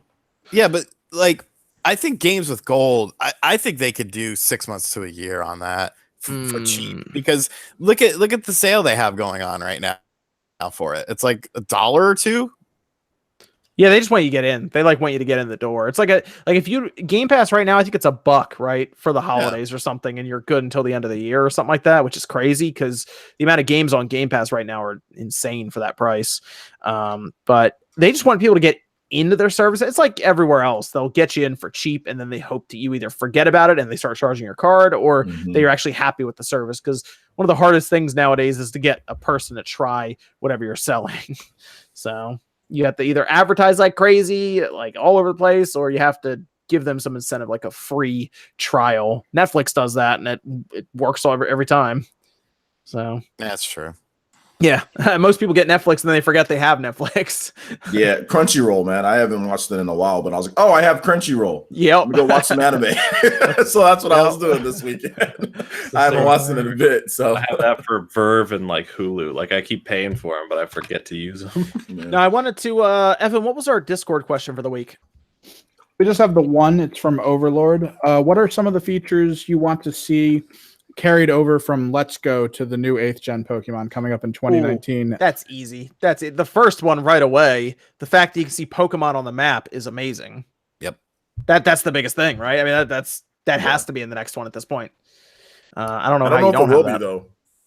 Yeah, but then it'll just feel archaic then at that point. If I'm I just walk around and all of a sudden I'm in a battle. I like the world feels much better with Pokemon actually running around in the fields. Oh, absolutely. I think it looks like being able to ride on the Arcanine. And it's actually the Arcanine and being able to see the Pokemon. The atmosphere is great. And if they like you guys said, they brush up the graphics and everything, but that would be Also, I can avoid all like the Pokemon you don't want. Like, like if a Mankey pops up and you're like, oh man, I don't. Yeah, I think that's the best thing about one of the best things about Pokemon Let's Go Pikachu and Eevee is that you can actually see the Pokemon, which threw me off, by the way. I was running around in the beginning, like circling around for a while. I was like, oh, wait a minute, hold on. And then they started, because like in that first grass area, there's like no Pokemon. And when you have to go over a little bit more, you see them. Sometimes those Pokemon will beeline for you too. Like Mankey like chases me around when I'm trying to catch like Spearows or something that to have a combo going. Mankey will just sprint after you. Oh yeah, definitely. That is probably the biggest feature. I mean, I guess you ride Pokemon too. That's cool too, I guess. Trying to think of anything else from what I mean, would anyone really want to use the Pokeball in the next one too? I don't know how you would. Supposedly they said it will work. Yeah, I mean, I guess because how many buttons do you really need for Pokemon? Like, I mean, we used to play it on the Game Boy where there was an A and a B and a start button, and that was it. So I guess you could technically make it work. I don't know. I guess some people might want that ball in the next one as well. Yeah, why not? I mean, if you're they already sold it to us. So I mean, we probably need some more games to play it with. I mean, it would be nice if they can program it in there, for you to be able to use it. But we'll have to wait. I don't think the catching mechanic isn't going to be the same. Nah, that's not gonna be the same. Yeah. Maybe there'll just be another Let's Go game in 2 years. Let's Go. What's next? Gold and Silver. Yeah, let's go Pichu and Togepi. Yeah, maybe that's what they'll do. Because they'll focus on the baby Pokemon aspect of it. Maybe that's what they'll do. Maybe they'll just keep jumping. Maybe Diamond and Pearl will get remade in Let's Go. Oh, that'd make people mad. I was just about to say, that'll make people mad. That's my favorite Pokemon game of all time. And maybe we'll start seeing like a 3-year release cycle where it's like we'll have like next year will be Gen 8. The year after will be Gen 4 remake in the same engine. And then right after we'll get Let's Go 2. And then next generation, then another remake, and then so on and so forth. I mean, that's kind of smart. My question is, would people want a Pokemon game every single year? We've had it every single year for the last good amount of time, whether it be like a sequel to like the years before's game or a remake, or they're always coming out in some form because they know it prints money. They're going to keep doing what gives them money, whether it's a remake or a new game. Now they're getting $60 a piece, and they're selling a Pokeball for $50. Now they're getting 100. Yeah, they're making some money right now. They're making some serious money because they're used to this like the other types of Pokemon games being like Mystery Dungeon and all that crap that like people really don't even buy that stuff. You know what I'm saying? Like I buy that stuff. I know you do, but the sales for like Mystery Dungeon in those games are going to be nowhere near Pokemon Let's Go Pikachu and Eevee. Like they're going to be nowhere near that. So I mean, like, I think they're. And like Jordan said, they have been doing for like the past like 3 or 4 years. We've gotten a Pokemon game every year. Like since the 3DS, even before the 3DS, because it was like there was Black and White, then Black and White 2, then X and Y, then we had the remakes, Omega Ruby, Alpha Sapphire, and then we jumped right into Sun and Moon, and then Ultra Sun, Ultra Moon. Yeah, and then now here we are with Let's Go. So it's been pretty consistent for a while now, since it's just at least 2010, because they had Heart Gold, Soul Silver that year, and then Black and White, Black 2 in 2011. Jeez, holy crap. They're just pretty. Man. Yeah, we finished up a little early because I thought we would actually do some Q&A from the chat tonight for the next 30 minutes before we finish up. So we can do that. That sounds like that'd be kind of fun. If you guys want to look towards the chat and see if there's anyone in the chat, anyone in the chat want to talk back and everything. Let me also go around here. We have Sean RG85. We got OJ Player Essence. Then Jordan. Is your channel just called Jordan Fringe? Jordan? Yeah, it's just Jordan Fringe. Jordan Fringe. There you go. Everyone's links are down in the description as well, so you can click on them and go check their channels out. So make sure you do that. Make sure you ask Jordan about if he's going to stream Spyro recently or anything like. I'm pretty sure he's going to do some pretty good stuff with that. So check out his channel for all your Spyro streaming needs, my boys and girls. While we're at it, what's the plans for Thanksgiving this week? Anything good? Yes, I'm going to be gone from Tuesday till Monday. Okay, that's good. That's good. It's actually a pretty good little vacation there for you. Yeah, a little just time to rest up a little bit. And time to rest up. It's good, man. Eat some food. James Carson asks, "What do you think about Smash Ultimate selling out on Amazon? Seems pretty crazy to me." I think that's about right. Smash is going to sell quite a few copies. So Smash is going to sell. It's going to be crazy. And also the bundles sold out there. It's going to be insane. Like there's so many people that said the amount of thing that I've listened with this is like people saying I've never played a Smash game before. This is going to be my first one. I'm like, Wow, that's so good. That's yeah, good. so it's good. It's grabbing new people, and Yeah. like everybody's there. That's the, I mean, I know they've said that before, but everyone's there, and just like the slickness of the game, it's gonna do really well. Cool. Let me see. Missing no.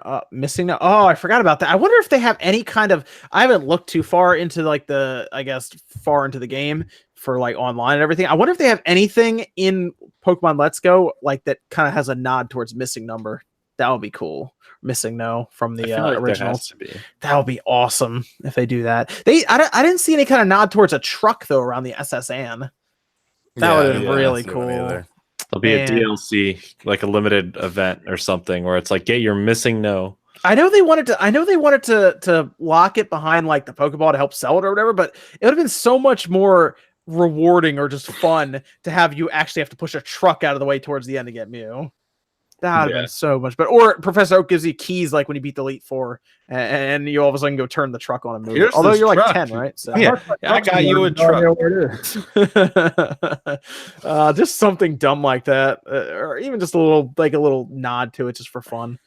But yeah, well, I'll keep playing through it obviously, and we'll see. But the truck is there. Okay, the truck is there. Okay, cool. See, there you go. I actually left the SSN, so maybe I'll go back and look. Thoughts on the situation with Nintendo of Russia? Did you guys see the whole situation with Nintendo Russia? I did. The guy who doesn't understand how streaming works and just started freaking out. Yeah. Apparently, it's freaking out about it. The whole thing. Apparently, Nintendo Russia that whole situation isn't great anyway. Like Nintendo's representation in Russia, but from what I understand, the guy who is he like the manager there? What he's like a manager type guy, general manager. He kind of lost his cool on stream and a little bit, and started yelling at everyone. So I don't know what they do now. Are they getting rid of him? Because they would have had to have done it by now if they really care to. Because that was pretty bad. I didn't know Russia had Nintendo. Yeah, that was kind of news to me. There's like a petition, there's like a petition to get him fired, and this dude doesn't localize games. Like, there's just like all sorts of issues. I feel bad for the Russian gamers out there, Nintendo fans. Here's a good one, Sean, because we talked about this on Rich's podcast the other day a little bit. Mario Cruz asks, any thoughts on the Pat NES Punk Diablo Immortal issue?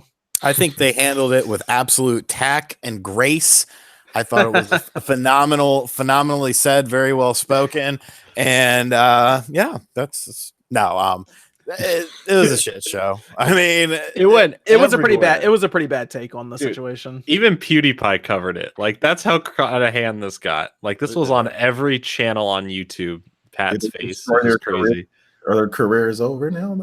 No, not one bit. No, I mean, they're losing. It's funny because smash. It's funny because if you look, they're losing subs every day, but their views are like better like in the past week than they've been for the past 2 months. So it's like at the end inside of the day, job. Yeah, no, I wouldn't say all that. At the end of the day, everyone's entitled to their own opinions. They probably shouldn't have gone off on a little tirade at the end. I felt that was a bit unnecessary, but it is what it is. That was a pretty bad take. Yeah, I would say so. Yeah, so pretty bad take. Yeah. That red is woof, man, bruh. I like the whole thing. People keep pointing out are the dislikes on the video. I haven't looked recently, but it's bad. It's like a 4% like ratio. Oh no, I have like no subs left at this rate, bro. I'd be at 0 subs if I was going at this rate. SMG asked, is it important for PS5 to play PS4 games? I believe so. Yes, I think there should be backwards compatibility because I think that's good for consumers. And honestly, if you just bought Death Stranding and then the PS5 comes out 2 months later, that would be annoying. I went through that back in the day with the 360. It was 2 different systems, but it was the 360 and Kingdom Hearts. And the whole point there was Kingdom Hearts 2 came out, and I wasn't playing the newest system that's just out. I'm playing the PS2 instead. That was the last gen system, but because that game is on there, I mean, it's different, obviously, because it's 2 different systems, but it's the same idea. You don't want to be playing your PS4 if you just got the PS5.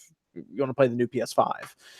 Also, the hope is that basically everything is then 4K straight up native and everything on the PS5. So I think it's a good. I think it'd be really good if it was. Obviously, that makes it to where I think Sony fans, like all the hardcore PlayStation fans, automatically go out there and buy it. Day one if it's like that, without even having like a great great PS5 launch title or something. They can get away with it if it has backwards compatibility like that. I would like to say that. Dusk, what is the Xbox rumor? The rumor was that there is a system coming out for Microsoft that's going to be an Xbox with no disk drive next year in the spring. Got that Cliffy B thing too. We could talk about that. What's up with Cliffy B? He said he's never making a video game again. Oh no, he'll make another one at some point. Yeah, give him a month and he'll not care. I don't believe him when he says that. He'll make another one. He was phrasing it in a way. He wasn't necessarily. He was just phrasing. He's like, this is the reason why I don't ever want to make another. What I think happened is he just got really, really mad and annoyed because people were poking him about Lawbreakers or something. Like they wanted a refund even though they probably played it for like 30 hours, and it's like, like people still mess with even talk about video games anymore. I follow him on Twitter and people bring up like stupidity. I mean, it was even worse like back then. Like it's not as bad as it used to be, but like I think he's just kind of like, what the hell, like why are you guys why are you upset that I think the Lawbreakers thing tipped him because he poured his heart and soul into Lawbreakers. He really tried. I missed one super chat here. It's from Suck on 10. Says Ocarina of Time turned 20. Your favorite boss in the game? My favorite boss is at the end with Ganon because you stab him in the head. And that was crazy for me back then because it was like really weird to see at the end. Well, it was Link actually stab him straight through the head. But that was really cool. That was a cool scene. Dark Link. Oh, that's a good one. That one's good too. Did like Shadow Ganon the fight.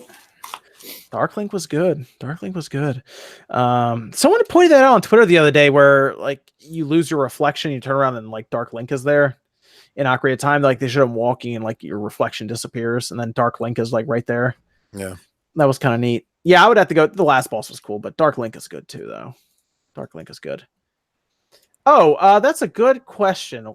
Who do we pick out of the game of the year for the VGAs? That's a great question. Let me pull this up. I think I already remember what they are anyway. For the video game awards, I know it's Red Dead, God of War. These are just for the game of the year. Celeste, Spider-Man, Assassin's Creed.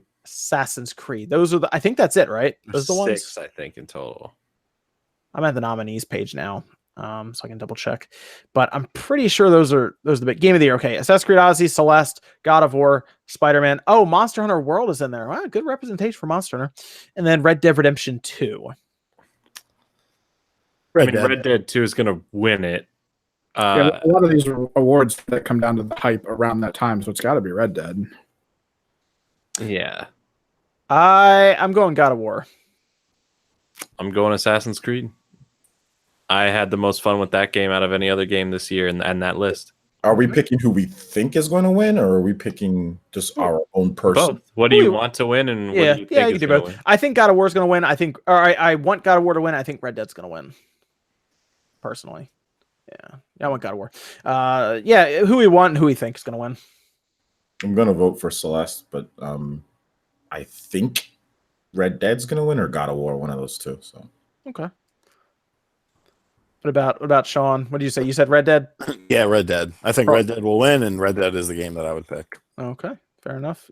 And Jordan, you said Assassin's Creed's what you want to win, but you think Red Dead's going to win.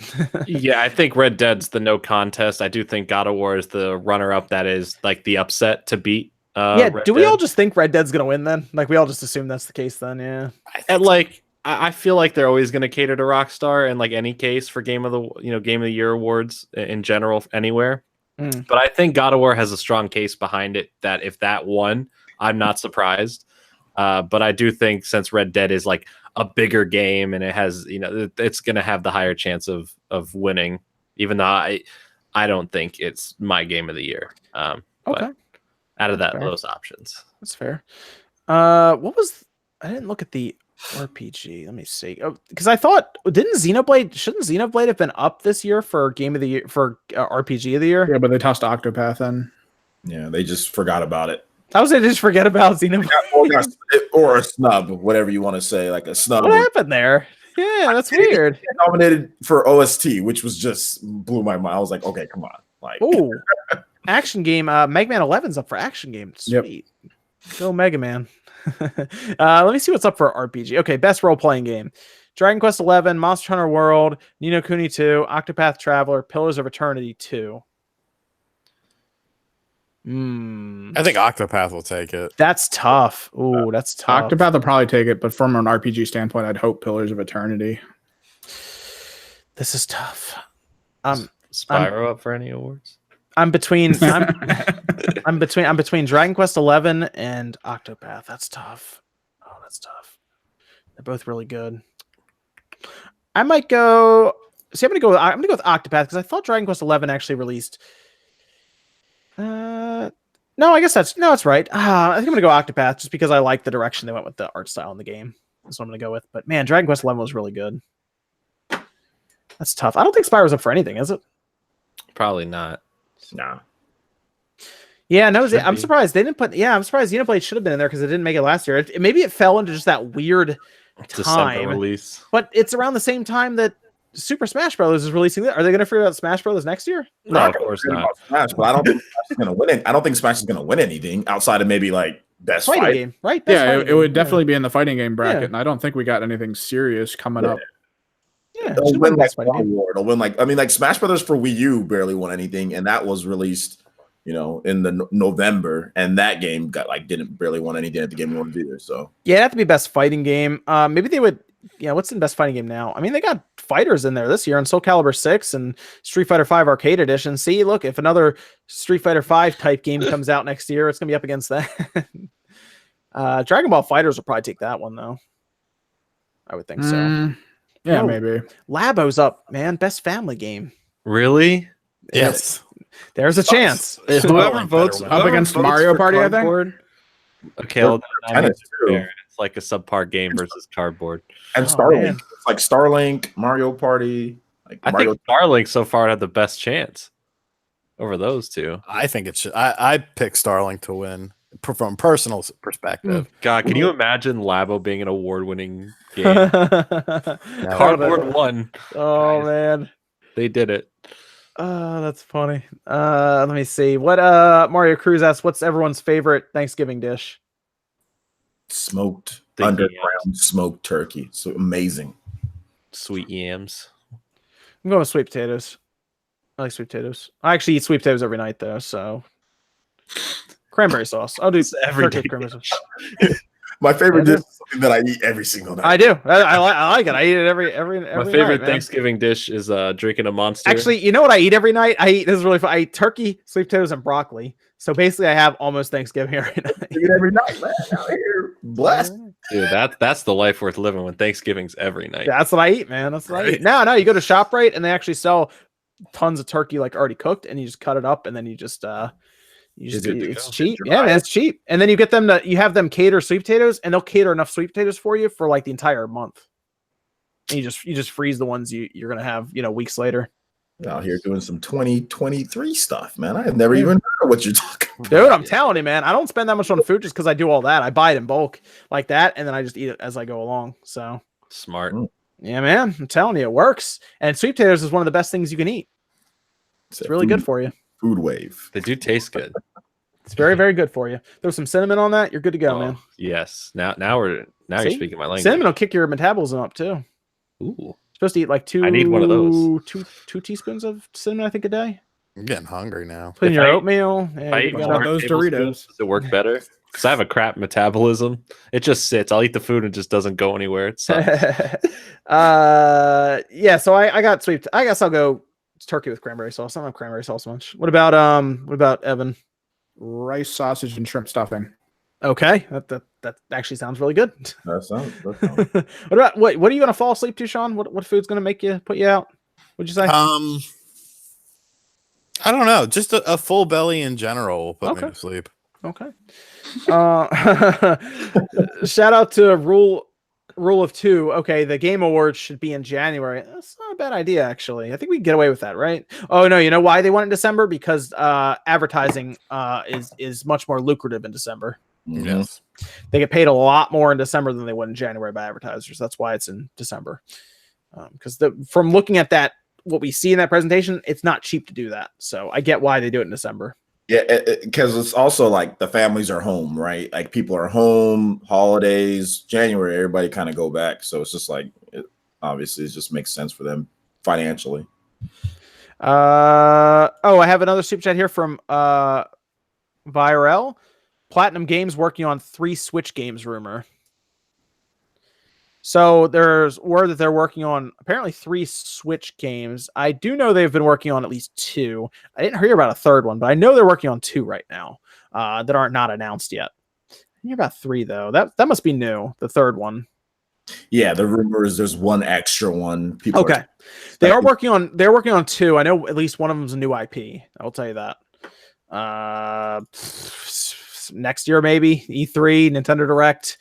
Anyone's guess. But yeah, it sounds like you see the rumors out there. It does sound like they're working on something. I would like to see them, if one of them's not a new IP and it's just like a straight up, I know people are saying Wonderful 101. I'd like to see Beautiful Joe come over. That'd be cool. Yes, I would like that. That well. Capcom though, so that obviously. Yeah, that's true.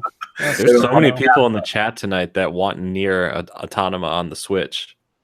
That would be cool. My problem is can they get that file size down? Is it a big file size? It's a big game, I thought, isn't it? Like it's not a small game. And gigabytes on PlayStation 4. And they'd have to really maintain that speed, like to be able to maintain the frame rate even in handheld. Like that's really kind of how it feels great. Jeez, I really want that game, but it still holds its price. It's a good game though. It is, but that would be. I thought they wanted to move it over, and they still could if those game carts get a bit cheaper and they can start bringing over 32 gigabyte carts and 64 gig carts. That would actually get it there, because with some compression and stuff, they might be able to get it into like the high 20s and then drop it on 32 gig. Some games, honestly, they should just make them digital only and say, hey, it's like Final Fantasy, World of Final Fantasy, it's digital only. I mean, if it really is the game card that's keeping it from coming over, make it digital only if that's the only way you can do it. There you go. Mario Cruz again says, anything on your radar for Black Friday? Sleep. Just games, backlog games, filling stuff out. Like last year, I got like Skate 3, Mafia 3, Titanfall 2, because Titanfall 2 was literally $5 at Walmart. And I wanted it on the Xbox. I just had got the X, and I was like, I know it's native 4K on the Xbox One, I think now, so I'll get it on that. We had copies of Titanfall 2 where I work for my day job for like $2. That's so depressing. Yeah, get it on the X, dude. It's native 4K. It's pretty sweet. I do. If it's $5 again or less, I'll definitely pick up. I bet you it will be. I hope it is. I'll buy it just to feel sorry. I'm that's sad, man. They had such a terrible release for that game, man. EA really screwed them over. Any other things you guys are looking for on Black Friday? Valkyria Chronicles 4 is going to be 40, so I'll go ahead and pick that up. And I think the collector's edition is going to be like 60, so I'll pick that up just so I can have it. Dragon Ball Fighters, that's going to be like 20, 25 or whatever, so I'll pick that up just so I can have it. And Detroit's like 25. Yes. Oh, I can't forget. I need to pick up Detroit. I keep thinking about Detroit. Yeah, I keep thinking about that game. That might be one I grab too. I've been waiting. There's probably going to be more deals that just pop up out of nowhere. Then there's also Cyber Monday as well. So. Yes.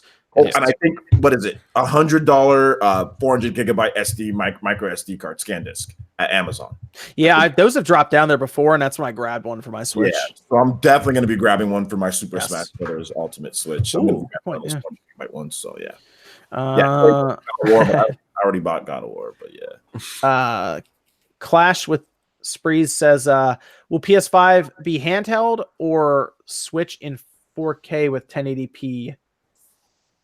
That will be PS5 will be handheld, or I think he's wondering if it's going to be hybrid or not. And okay. Pretty sure it's not. I don't think it'll be a hybrid. I don't think Sony is really going to do much with the handheld game again.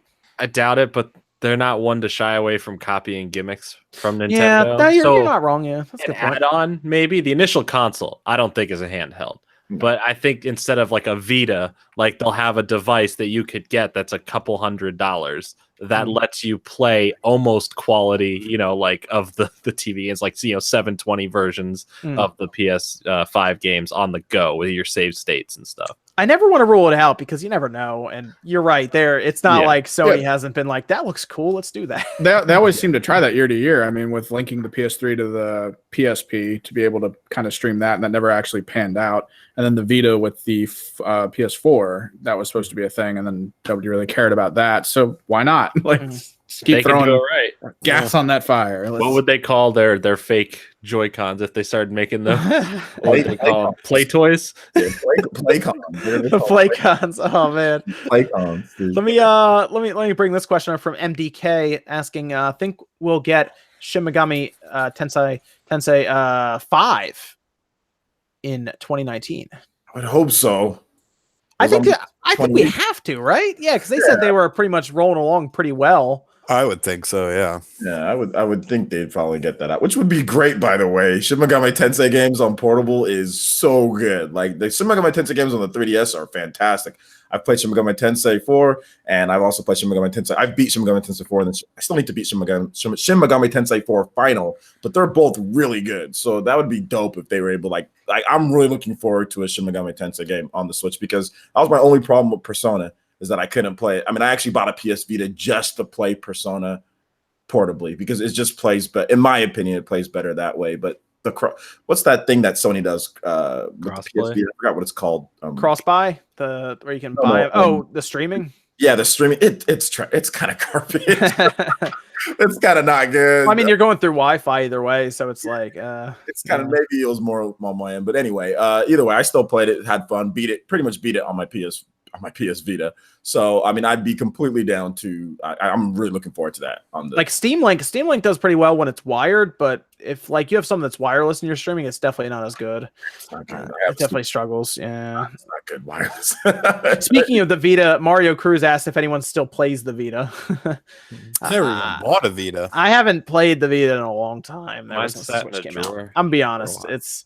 Yeah, the Switch is just like a successor to the Vita at this point in terms of handheld quality. Like, it's obviously it's better, but that's kind of how I look at it, because the Vita was like almost console quality games on the go, whereas the Switch is. So maybe that's why Sony's so salty and they're taking time off. They're like, you know what, we got to rethink this strategy. They're gonna come back and invent their own Switch.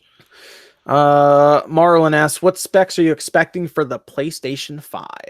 It's a good question. I think it's going to be probably the newer, because there's the speculation and rumors that AMD's Navi is actually the PS5. That's what it actually is. And the rumors are saying it's going to be roughly 12 to 13 teraflops, or basically native 4K at possibly 60 frames. That would be cool. That's what I would want. I would want a powerful enough system that would push 4K no issue standard. Like, dynamic scaling, I don't want any of that anymore. I just want native 4K, because it's probably, we assume it's going to be $400 in 2020. Like, I don't think they're going to make it 500. I think the cap with well, maybe not, because I mean the Xbox One X standard is $500 until it hits on sale, like for $400 on Black Friday. So it's possible that they can say, hey, you want the most powerful console, $500. Yes. $500 is a bit too expensive for mass market. I agree, but I think Sony's terrified of that price point. Like, I don't think they want to do anything, because even the PS4 Pro came out at $400. Yeah, that's 500 would be not. I don't think that's a good look for people. I think it's going to be $400, and they're just going to pack as much tech, the best type of tech that they can get for that price. Maybe make a little bit of profit off it, maybe not make a little bit. But I mean, I don't think you can go up to 500 and that be your standard one. Maybe there's a more powerful one that comes out, in the next year or so, or whatever. As long as there's a cheaper option, they can do it, right? Like, they could have a really powerful one as long as there's an entry level somewhere. Yeah. That's you need an entry level one, because even at 500, well, I mean, I know inflation is different, but like, I think they're scared to death of the PS3 era, and that was 500 and 600, right? So but yeah, inflation, obviously, it's a lot. It'd be a lot more. No, that one PS3 was $500 with a 20 gigabyte hard drive, and it didn't have Wi-Fi. Yeah, classic. But yeah, it had a Blu-ray player, and it played all PS2 and PS1 games. Yes. So that was pretty sweet. I'll admit.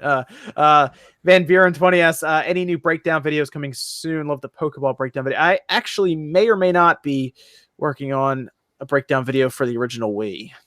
So we'll see. God, that thing was annoying. Yeah, but it's actually pretty impressive how they were able to make that system so small because it's basically an original Xbox, just about in terms of like power. So it's interesting to look at.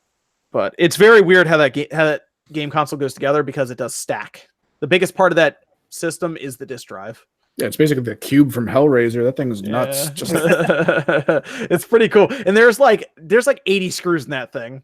Like it's so small, but there's like 80 screws in it. Three different sizes, like 2 different head types. Oh my god, it is insanity. But I remember I'd worked on so many of them because kids would shove stuff in like popsicle sticks in them, or they'd stop reading, or they'd have coins like pennies and stuff in there. It was usually the 3DS cartridges because that's how we have it a couple times. They try to jam DS cartridges in the disk drive. Oh, I have it all the time. I need to play my DS, my 3DS, and it's not playing on my Wii. It happened constantly. It's a damn good question. What? Why isn't the DS games playing on the Wii? Yeah, right. Oh man, but the Wii would. Okay. the Wii is fun though. To take apart. It's just weird how it goes back together and comes apart. But I have one, and I got it off eBay, so that actually might be terrible. Yes, I might go buy another PS3 or a PS3, another system from GameStop. Maybe get one of their refurbed PS3s and see how bad that is. That'd be interesting. I have concerns about that. The 360 didn't make me have any more confidence in GameStop's refurbished stuff. So guys, that's gonna do it, I guess, for episode 85, right, Evan?